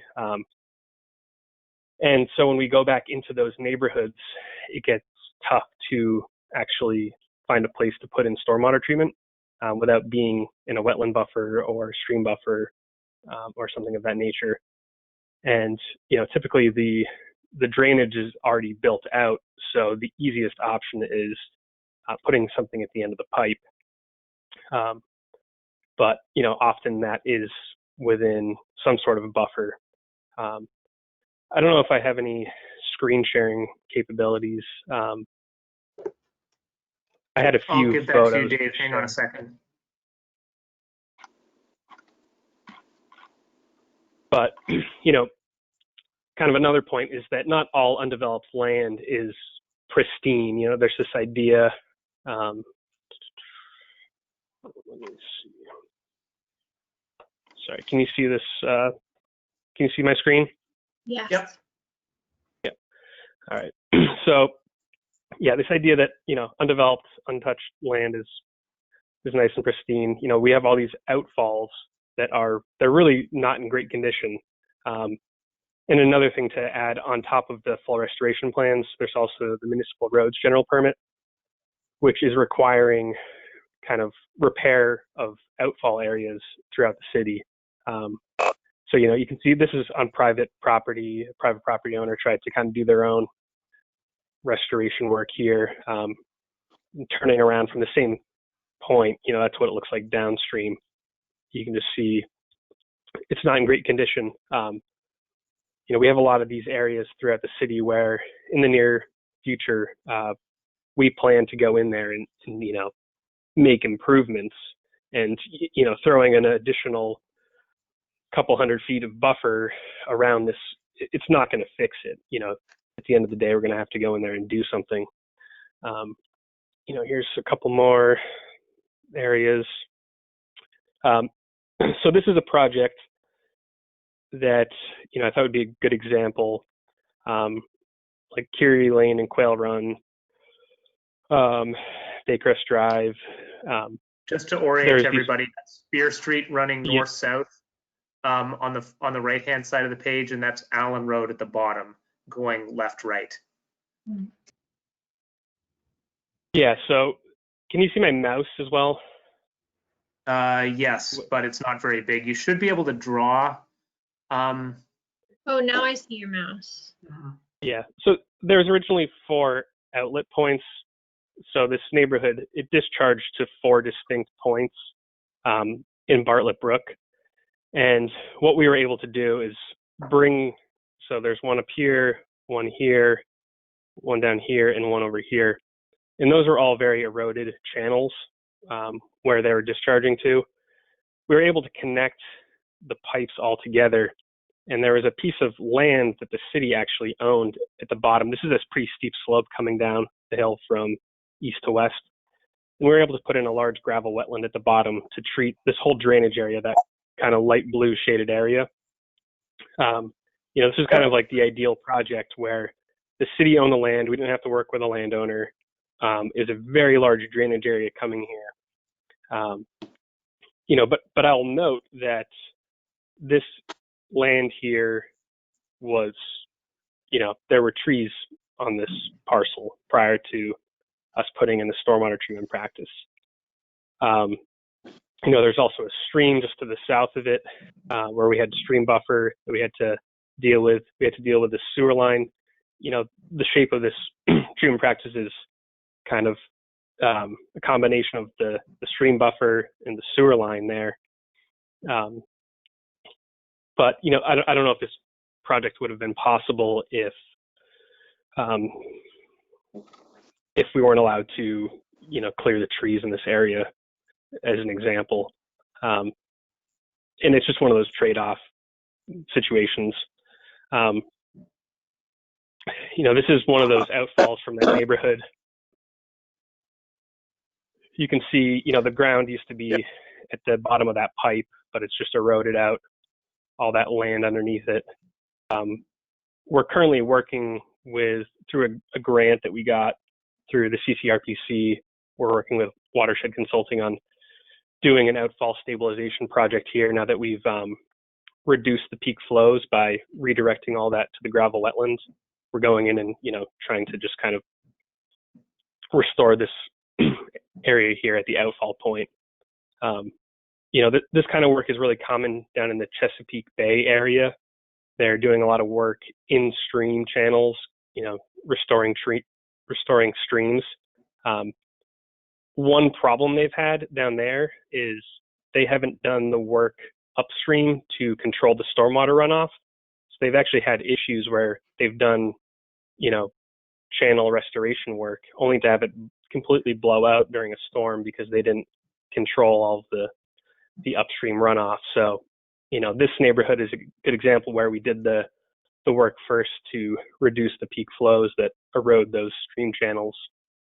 And then, at some point we're probably going to go in and have to do some work in the actual channels. And, for folks who aren't up to speed on the Lake Champlain TMDL, they estimate about 20% of the phosphorus loading is coming from developed impervious lands, and about 20% is coming from stream bank erosion. Here's another shot just further downstream of that outlet point. And here's a shot of our gravel wetland that we put in there. So, you can see the tree types that are around this treatment practice are similar to what were in the footprint there previously. Dave, when was that picture taken? Probably 2018. Okay. No, because I've been around that area, and the good thing about what Stormwater Department did there is that all the forest around it has been retained, and I think the neighborhood there appreciates a lot of good walking trails. But I take your point about the very steep slopes and gullies in there that are that see a lot of water velocity. Yes, definitely. Before you move, can I ask a question before you move from that? And we lived in the Laurel Hill area, and that all of that work was so excellent in Samansky Park. It really saved the neighborhood.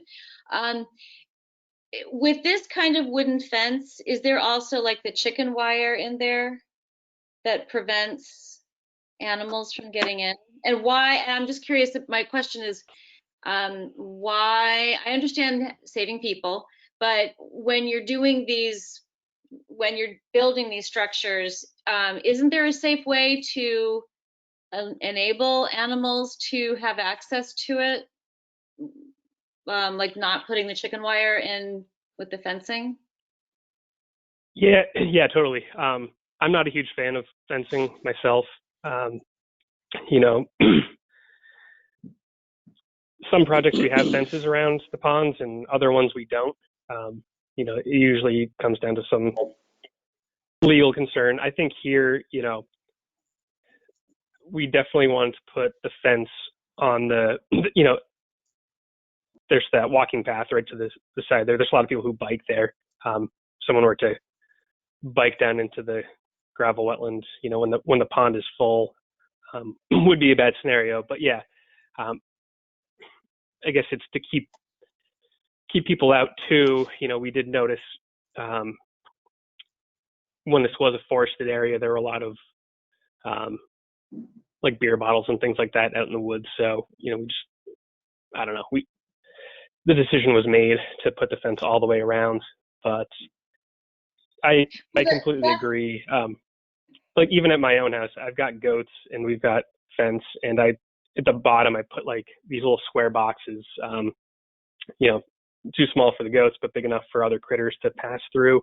And, you know, I've observed creatures finding those holes and going through them. So we could certainly improve the design. You know, this is a relatively recent design of fence that folks have seemed to like the aesthetics of.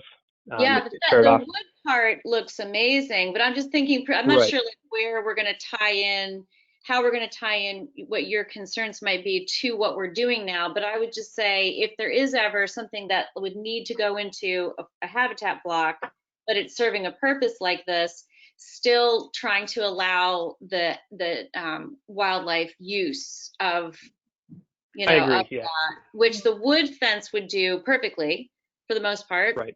Maybe some moose can't get through, but you know, but it's the chicken wire. So just that comment. So fencing. It could be like edge habitat. To tie this back to the discussion that you're having this evening, when Dave and I talked a few weeks ago, he sort of indicated to me, and I think it was a valuable point, that the section on restricted infrastructure encroachment, as Dave said at the beginning of this, sort of assumes that all infrastructure is a negative to the natural resources of the city. And we talked about maybe there's some ways to reword some of that to discuss and give clear guidance to applicants, which is the city 99 times out of 100, and the DRB, that there can be, it can be a positive thing if it's specifically for restoration. This isn't about greenfield. If it's a private developer, they don't get to just stick their stormwater pond in a habitat area. This is really sort of for dealing with pre-existing conditions and sort of putting this in a positive light in the regulations, that it's something that we encourage. So we wanted to sort of have that conversation with you. Yeah, and in the restricted encroachment section, it lists stormwater treatment, but it doesn't differentiate between, you know, new development versus like these retrofit projects where you're trying to squeeze it into an existing neighborhood. Yeah, I think we need to provide for stormwater management and watershed improvements, since they're all impaired around here. So I don't have, I mean, I also served on the state stormwater ordinance development committee some years ago, which is what I think we're all following now. So Dave, I get your point, and I think we do need to accommodate that kind of infrastructure, which is stormwater management, which improves water quality, cleans up the runoff and prevents it from getting into the lake. I mean, eventually that's a good thing to do. So I would just Yeah. overlay with that though, that finding a way to support that and enable that, but at the same time ensure that the designs are always considering wildlife use and crossings and so in whatever design is used, that from the beginning is part of the plan. Yeah, no, that's a great point. And we had just come off, I think, the Village of Dorset Park project, Yeah, and where you have condos right around it, and we probably just didn't think hard enough when we just copied and pasted the detail from that onto this without giving it the proper consideration. So David, you're saying most of the pollution is in really many coming from existing areas and mostly probably commercial, or is it residential as well? Into the I'm sorry, can you say that again? I guess I'm trying to figure out if we'll ever get ahead with regard to the streams and their livelihood. I mean, we're pumping all this stuff into the lake, and meanwhile, the federal government is spending all this money to preserve, to try to clean up the lake. I'm trying to figure out who's doing what to whom. So, are we getting ahead of the issue of pollution in the streams? We're definitely making progress. There's a couple different things. So there's the flow restoration plans, which aim to reduce the peak flows to the streams, and those are separate from the phosphorus control plans, which is reducing phosphorus loading to the lake. We're just still in the process of putting together our phosphorus control plan. We think through all the work we're doing for the flow restoration plans, we're going to meet the city's target for the phosphorus control plan. So that is good news. But, we're not the only sector out there with a responsibility. And I guess, Ted, let me jump in here and say that there's a couple of areas where there's a lot of work that is ongoing. One from the city's end. One is our city streets, and all the ones that have existed for generations. Two is older neighborhoods. The third one that is going to fall largely on the private sector, though we can help them a little bit, is the state has adopted new rules that require any property with a certain amount of existing impervious surface to address that in the coming years. So that's really going to be on a lot of the commercial properties. Is that an accurate sort of dime tour of that, Dave? Yeah, so here's a chart showing 3-acre properties that are impacted. So there's 57 single-family residential properties impacted and 28 commercial or industrial properties impacted. 14 general residential neighborhoods, 5 schools, the golf course and a couple other buildings. So yeah, the 3-acre permit is definitely, a key piece as well to meeting that phosphorus reduction from developed lands. So, we'll be working with various neighborhoods because the city owns the roadway. So we own the impervious, and we're going to be a partner in some of these projects, like the Leginol project, where they don't have an HOA, but they're on the hook to do a project. I thought this was another good example where, I actually haven't reviewed the forestry block, habitat block maps. But as an example, I don't know where they're going to locate stormwater for this neighborhood. If we're at the bottom of the hill here, I'm not sure if it'd have any impact on a forestry block, as an example. Are you looking at the Village of Dorset Park? Is that the Village of Dorset Park? No, it's Du Bois Drive. Yeah. Beg your pardon? Du Bois Drive off Heinsberg Road. Okay. Got it. So, what I'm hearing, and I don't know, Ted, if that answered any of your questions, but I'm hearing generally support for making some adjustments in these rules to make sure that restoration projects are not only allowed but encouraged, and that we're also giving some direction about wildlife passage with them. Is that a good summary in there? Okay. Sounds good. Not Yeah. to cut you short, Dave. I just want to make sure. I would add that No, thanks. Thanks for jumping in. I'd like to add that some of these stormwater infrastructure like ponds and gravel soakaways and so on are beneficial for wildlife. Because you're creating a kind of wetland or a pond in some cases, certainly in the 4 bays that you have, they're all good wildlife assets.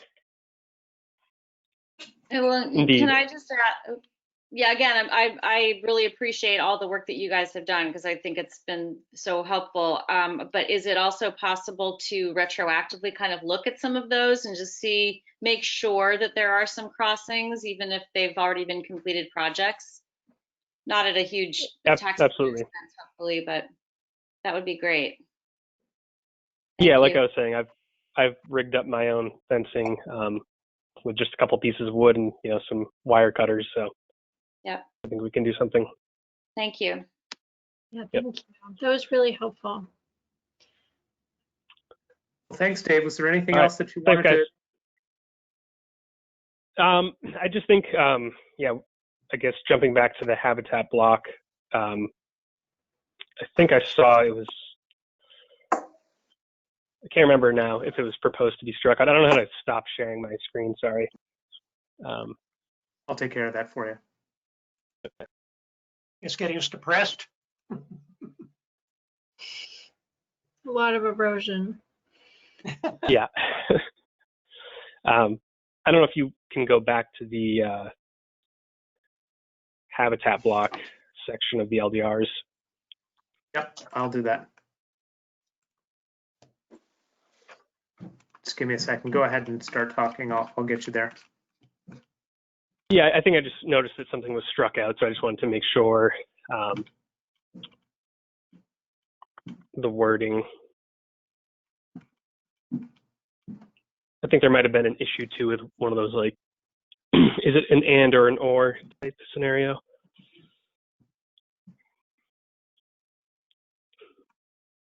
Is this where you meant, Dave? Yeah, so going down to exempt uses and activities. Yep. Or new uses encroachment. So yeah, here I saw that all restricted infrastructure encroachment. Right. was I think struck that out. the commission was about to get to this section. Okay. Yeah. Because this sort of relates back to the conversation that you all just had before. Yep.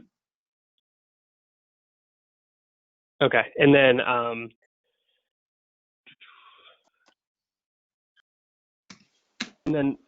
yeah, just again to reiterate, back in 1210, it just lists stormwater as a restricted encroachment, so differentiating between that and restoration type projects.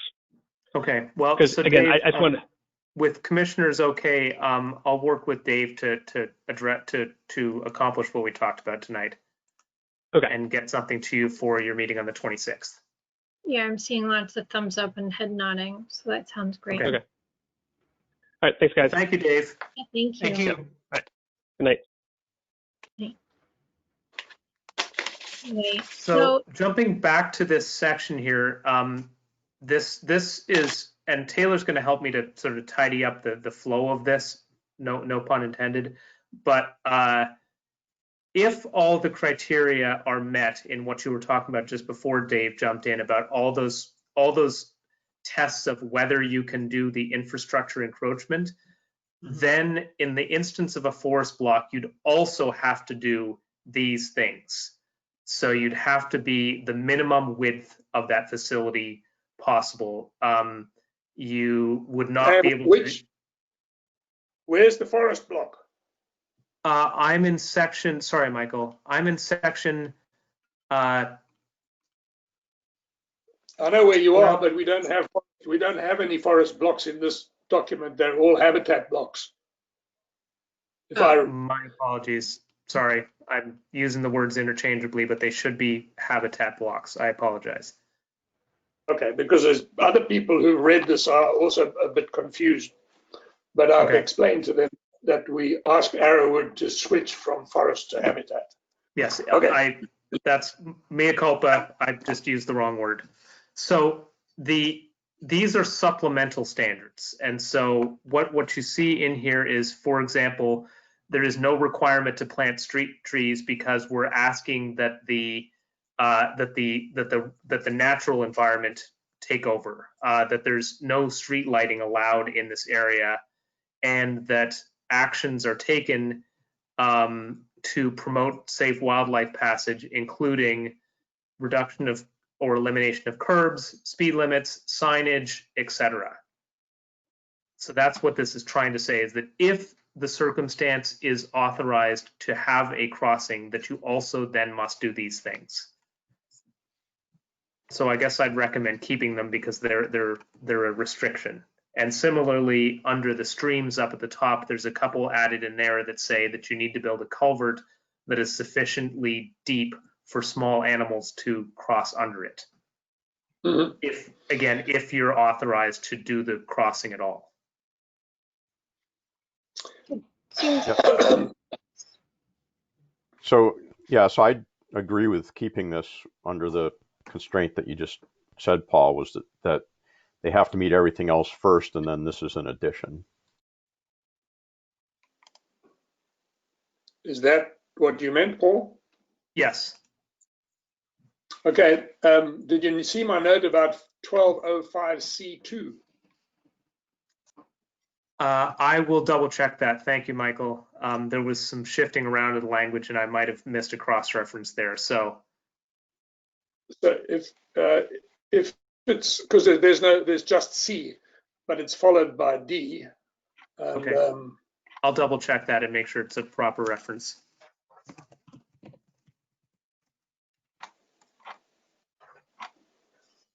Great. E2.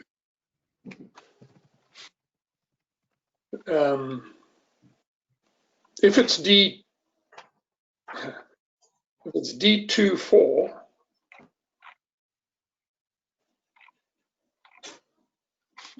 it goes back to the substantially habitat covered lots issue that we spoke about before, which you're going to clarify. Okay.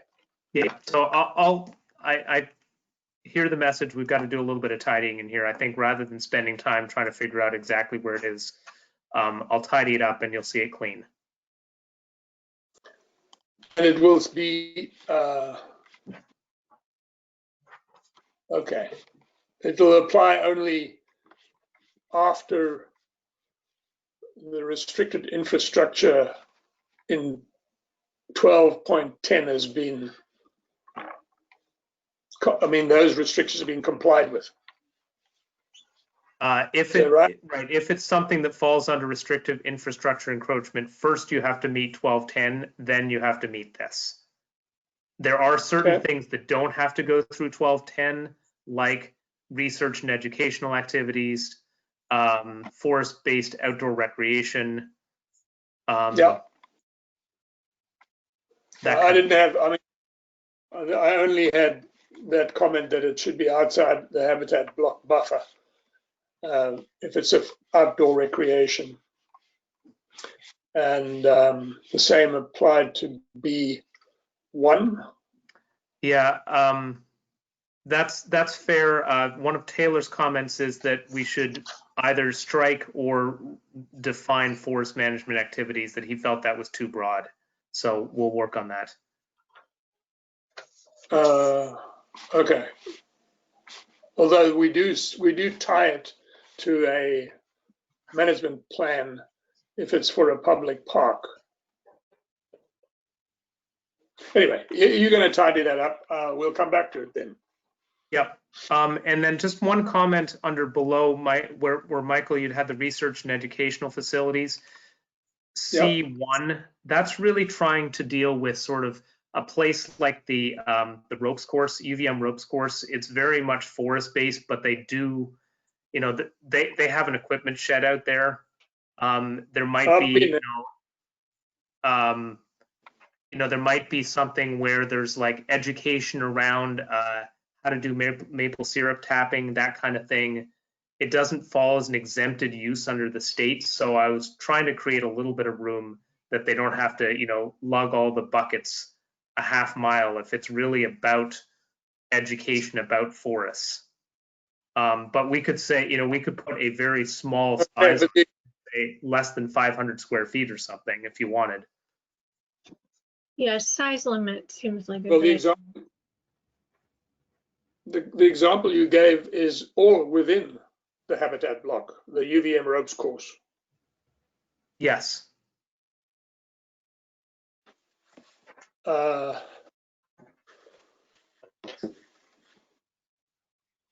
yeah. Yeah, but putting right. a small shed in a core is not going to scare away the animals. I think that's a harmless thing and can be beneficial. Yeah, I'm fine with that as it's written there. I don't see a problem with that. If we could put a size limit on the shed, like Jessica said, or the structure, that's fine. As long as it's not confused for like storing lawnmowers or something, it's clearly tied to that educational component. I don't think they have any lawnmowers there. Which looks like it's written that way. Yeah. So a small shed, but no parking and no driveways? Correct. So this is, as I said, seating areas, storage shed, that kind of thing that's really to serve the educational use. I could imagine something where a forest school gets started up and, they have a little outdoor classroom. And, that's the kind of thing that I think I'd recommend that we want to be promoting as kids, interacting with nature. But again, it's very limited. Okay, move on.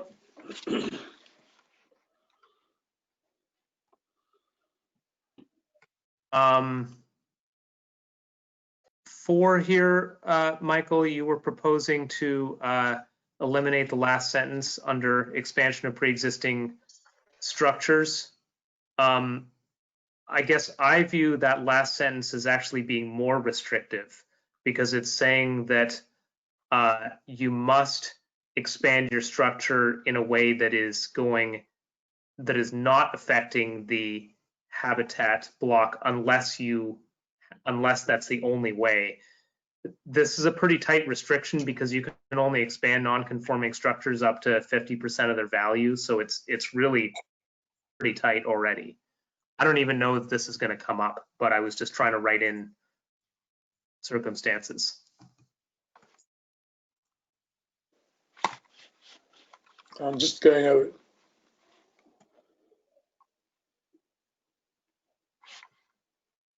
I mean, it seems like keeping that sentence is the more restrictive option. Yeah, I agree. Well, without it, it's absolute. With it, without that sentence, it's absolute. And with it, there's an exception. Unless my grammar is wrong. I think you're thinking of it backwards. So it's saying the expansion of the pre-existing structure would be allowed only where such expansion cannot happen outside of the habitat block.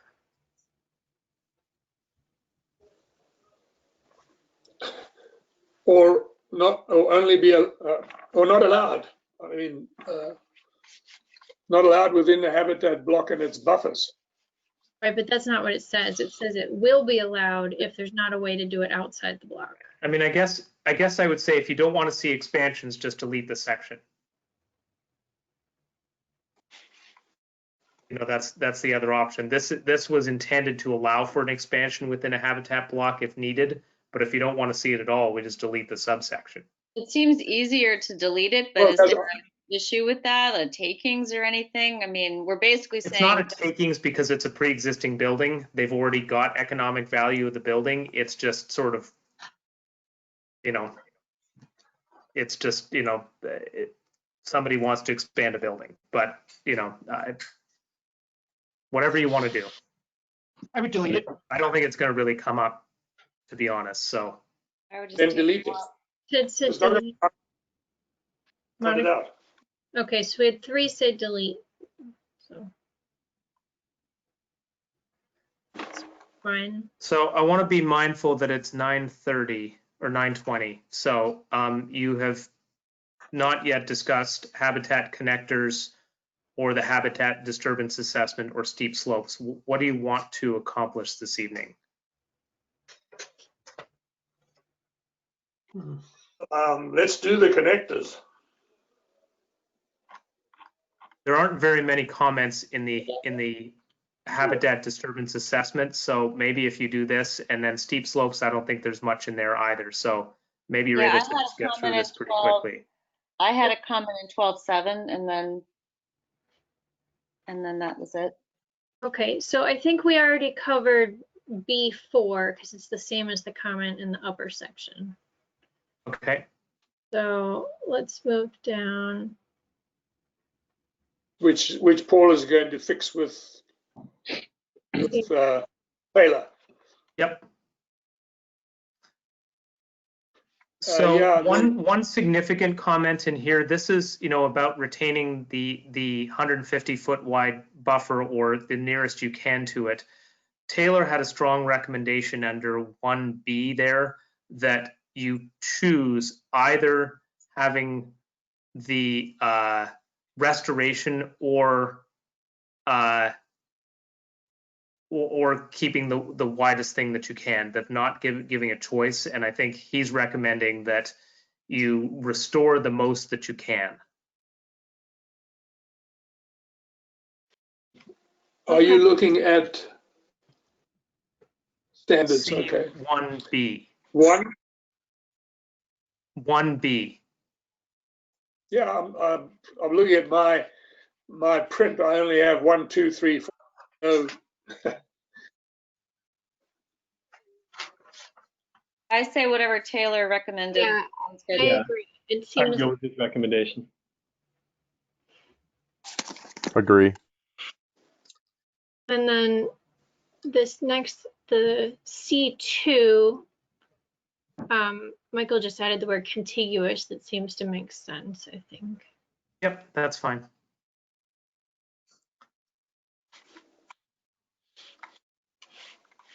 I think that the rest of it, Monica, I think you had a question, but generally speaking, there wasn't really much else on the connectors. Michael, I saw that you got some grammatical things and some making things make sense, so we'll review those. Okay. Okay, so the habitat disturbance assessment. Yeah, so my comment in there related to B1, 1207B1, and this is from a long time ago, so I have a reference to something else that's in section 1001, but you must have shared an updated 10 with us at some point. It really, I've heard landowners that do have some of the new habitat block on their land, but then they're already kind of challenging it, saying, well, wait, that's actually just a bunch of invasives. And, I can just see this question coming. So when we say here that someone has to, at one point it said a qualified biologist, but if we're saying that somebody must, the applicant shall contract with a qualified wildlife biologist to prepare an assessment, what if the person that they hire disagrees with what we have listed as a habitat block? What's the recourse? Right, so reminder, just as background, this is to get a large area exchange. So you would not be able to remove the total area of habitat block, but you could relocate it if you can demonstrate these things have been met. So what the applicant can do is say that, I don't think that there's much of value here, and instead I'd like to preserve this other area that is either on my property or on somebody else's property, and that you didn't reference, and I'm going to take the following actions to foster its growth over the next 10 years to be in better shape. So that's Okay. that's what this section would do. If a biologist makes the case that it doesn't have any value, the DRB has the ability to hire a different viewpoint and see if that's in fact the case. And ultimately, if somebody makes the case of there is nothing there at all and it should never have been a habitat, that's back to you guys. That's a legislative change the way it's written now. That would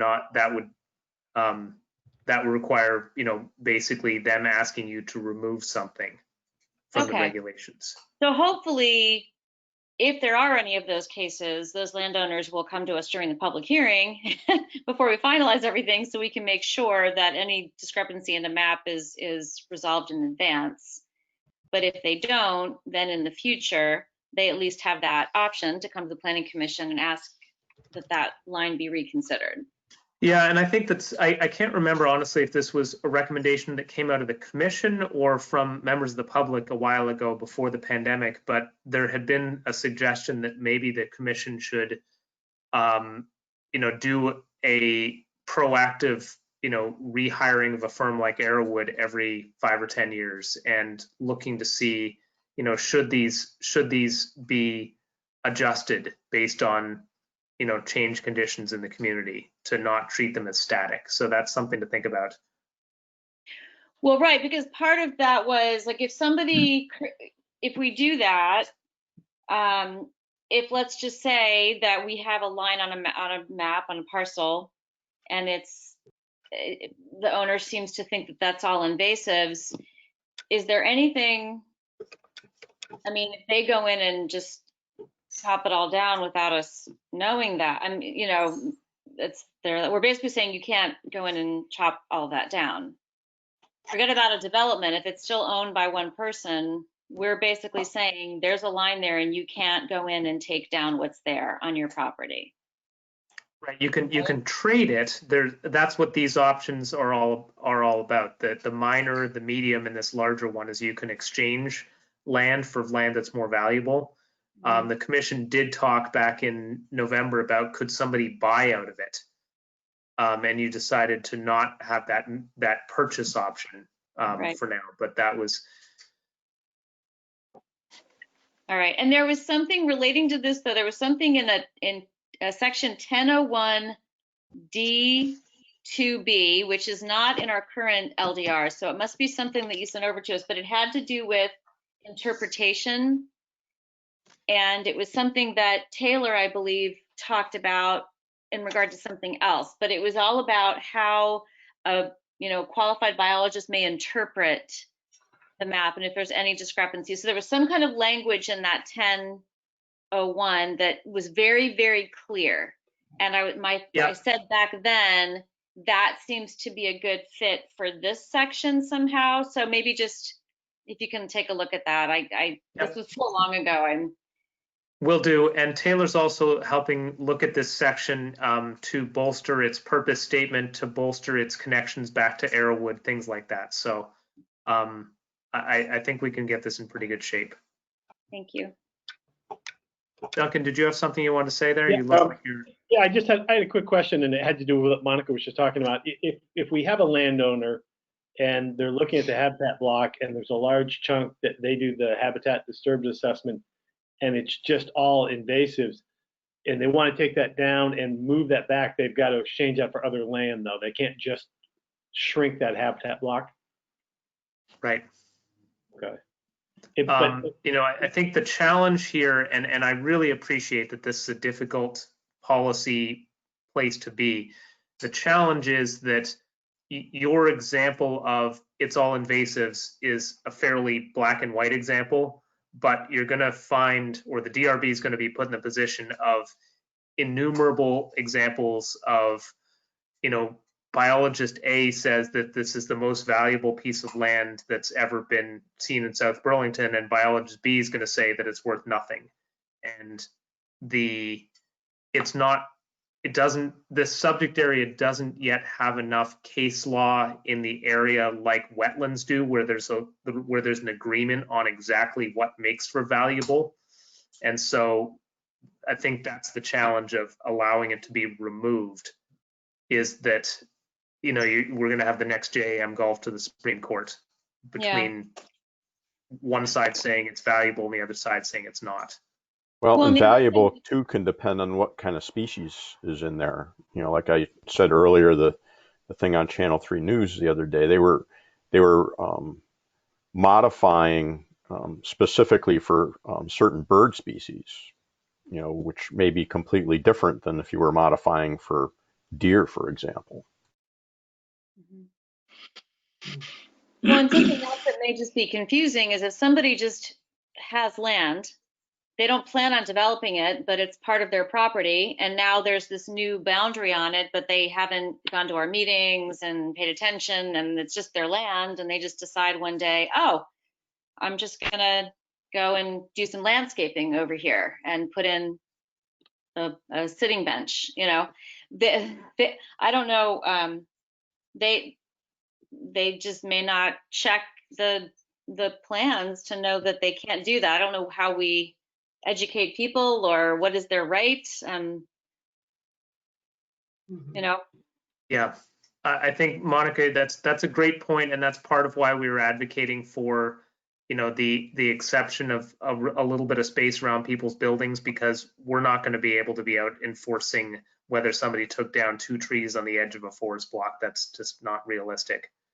Hopefully we'll get the word out that people aren't taking down an acre or half an acre or something like that. Well, and also back to communication, once this is done, some kind of educational tool that there aren't, it's not every city property owner that owns property in these new blocks. Maybe we need to send some kind of correspondence to property owners so that they understand that they have something very precious, and, you know, just keep that in mind too. Maybe it's a city council thing, I don't know. So I actually think that was the end of the comments. Okay. I think that might be it also. Taylor had one comment that he'll share for you about steep slopes, which is that we don't have any carve outs for permitted gravel or quarries. So we'll cut that in, but that's a pretty rare exception. Okay, by end of comments, I meant the ones that Michael had. So Sarah Dopp actually has her hand up. Sarah, do you have a comment? Yes, this is my first time on GoToMeeting, so I haven't mastered the chat yet. Welcome. Welcome. Owning land and maybe not knowing where these boundaries are and cutting something inadvertently, just to put people into the picture that in some cases people have current use regulations surrounding their, includes forest management, which may include, at the county forester's recommendation, certain clearing of invasives particularly, but other woodland species as well, just according to their individual forest management plan. Just something to be aware of, that's all. It's a good point. Yeah, it's a really good point. Thanks, Sarah. We'll make sure that we address that. Any other comments from commissioners and or public? I know this has been a lot. Michael? Yes, I had a question for Paul, if he could go back to 1206C. I'm using the version that's in the agenda, and I have 1, 2, 3, and 4, and you have under the standards, C? Yep. You've got something completely different on the screen here today. Maybe A is the habitat. Yeah, I don't know. I'm looking at something different to what you've got there. I'll try and find your version. Okay, it's possible, Michael, for the ease of making sure I didn't lose any comments, I went into my working draft that Taylor's been working on a little bit, so it's possible that he's made a couple little edits in here. I just didn't. I version if you go to version the control link, is really Because I challenging. if you go to the agenda, No, Paul, I you'll don't see talk Taylor's about comment. that because it is very different. I don't have A and B in mine either. No. Okay, so we'll get an update then, because I don't see Okay. Taylor's comments in my version. Okay, Okay, Over to this you, is the Jessica. section. I think this is what you're seeing in the packet. yes. Okay. All right, thank you. Yeah, I apologize. As I said, it's a working draft, and I was typing in my working draft so that I didn't get mixed up. Okay, so the next iteration will have all that stuff in it. Okay. Paul, was there anything we needed to do with the maps that you shared today, or is that going to be something we review in more detail on the 26th? That'll be on the 26th, and I will send out, I've got the maps for the wider buffers that have been shown in a way that's, relatively easy to use. My only question for you is if any commissioners or the commission as a whole has any analyses that you want us to be doing, like total area or number of homes within the buffers, let us know, and try to let us know in the next week so that we can actually get it done. There was a question from a housing committee member who wanted to know how many acres have we added, from the old 12 to the new 12? How many additional acres of buildable, I guess, that otherwise would have been buildable? How many acres did we move in? And I've done a first pass at that. It's a great question and something we're going to answer. It's pretty data intensive, so I've been trying not to have Melanie spend a day coming up with the answer until I've got some guidance from you about whether you want to go with 100-foot buffers or 50-foot buffers, because it means sort of redoing several hours worth of data crunching. It's a fantastic question, but I've been sort of holding it so that I don't. Can I ask one more? Sorry, for the 26th, we touched on this in the last meeting, but that chart in the very beginning of the section where it's basically buildable area, yes, no, and we talked about how that's, if somebody only looks at that chart, it could be a little bit misleading, because even where it says no, there are some allowables. Can you guys just maybe think about that and we can talk about it on the 26th? Yep, I've got that in my notes. Thank you. Thank you.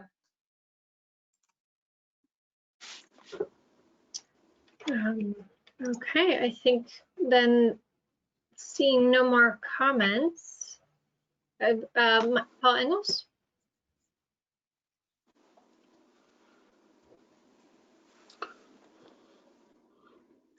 I'm happy to go and have a glass of wine. I think we may have maybe oh. Harold. There was a vote to delete something that was a 3-3 tie, and I didn't vote, I think. Would you like? Oh, okay. But I remember that. Yes, let me go back to that. I apologize. I'm sorry tonight too, but it's kind of a multi-ring circus here. I just have had to be in and out. Yeah, there's a lot of sometimes it takes extra thinking too about. It was about allowing expansions of pre-existing impervious surface in the. So I vote to delete. It was about expanding buildings in the habitat blocks. That's right. That's right. Yep. So Paul votes delete. So we won't expand existing buildings in the habitat block. Thanks. Right. Thank you, Paul. Nice and decisive. Thank you. Good catch. Okay, and reminder of color of law. If somebody wants to participate in the book group. Or listen to the Audible. Yep. Anything else? Monica, where did you get the audiobook? Just on Audible. Okay. Any of the apps, look it up. It'll be available in any of the online, the apps. The Audible app is great. So one day when I get my car back, I'll be able to listen to it while I'm driving. Yes. All right. Thank you, everyone. I really appreciate your time. I will see you again on Tuesday. Right. Yeah. Great, thanks. Okay. Thanks, everyone. Everybody.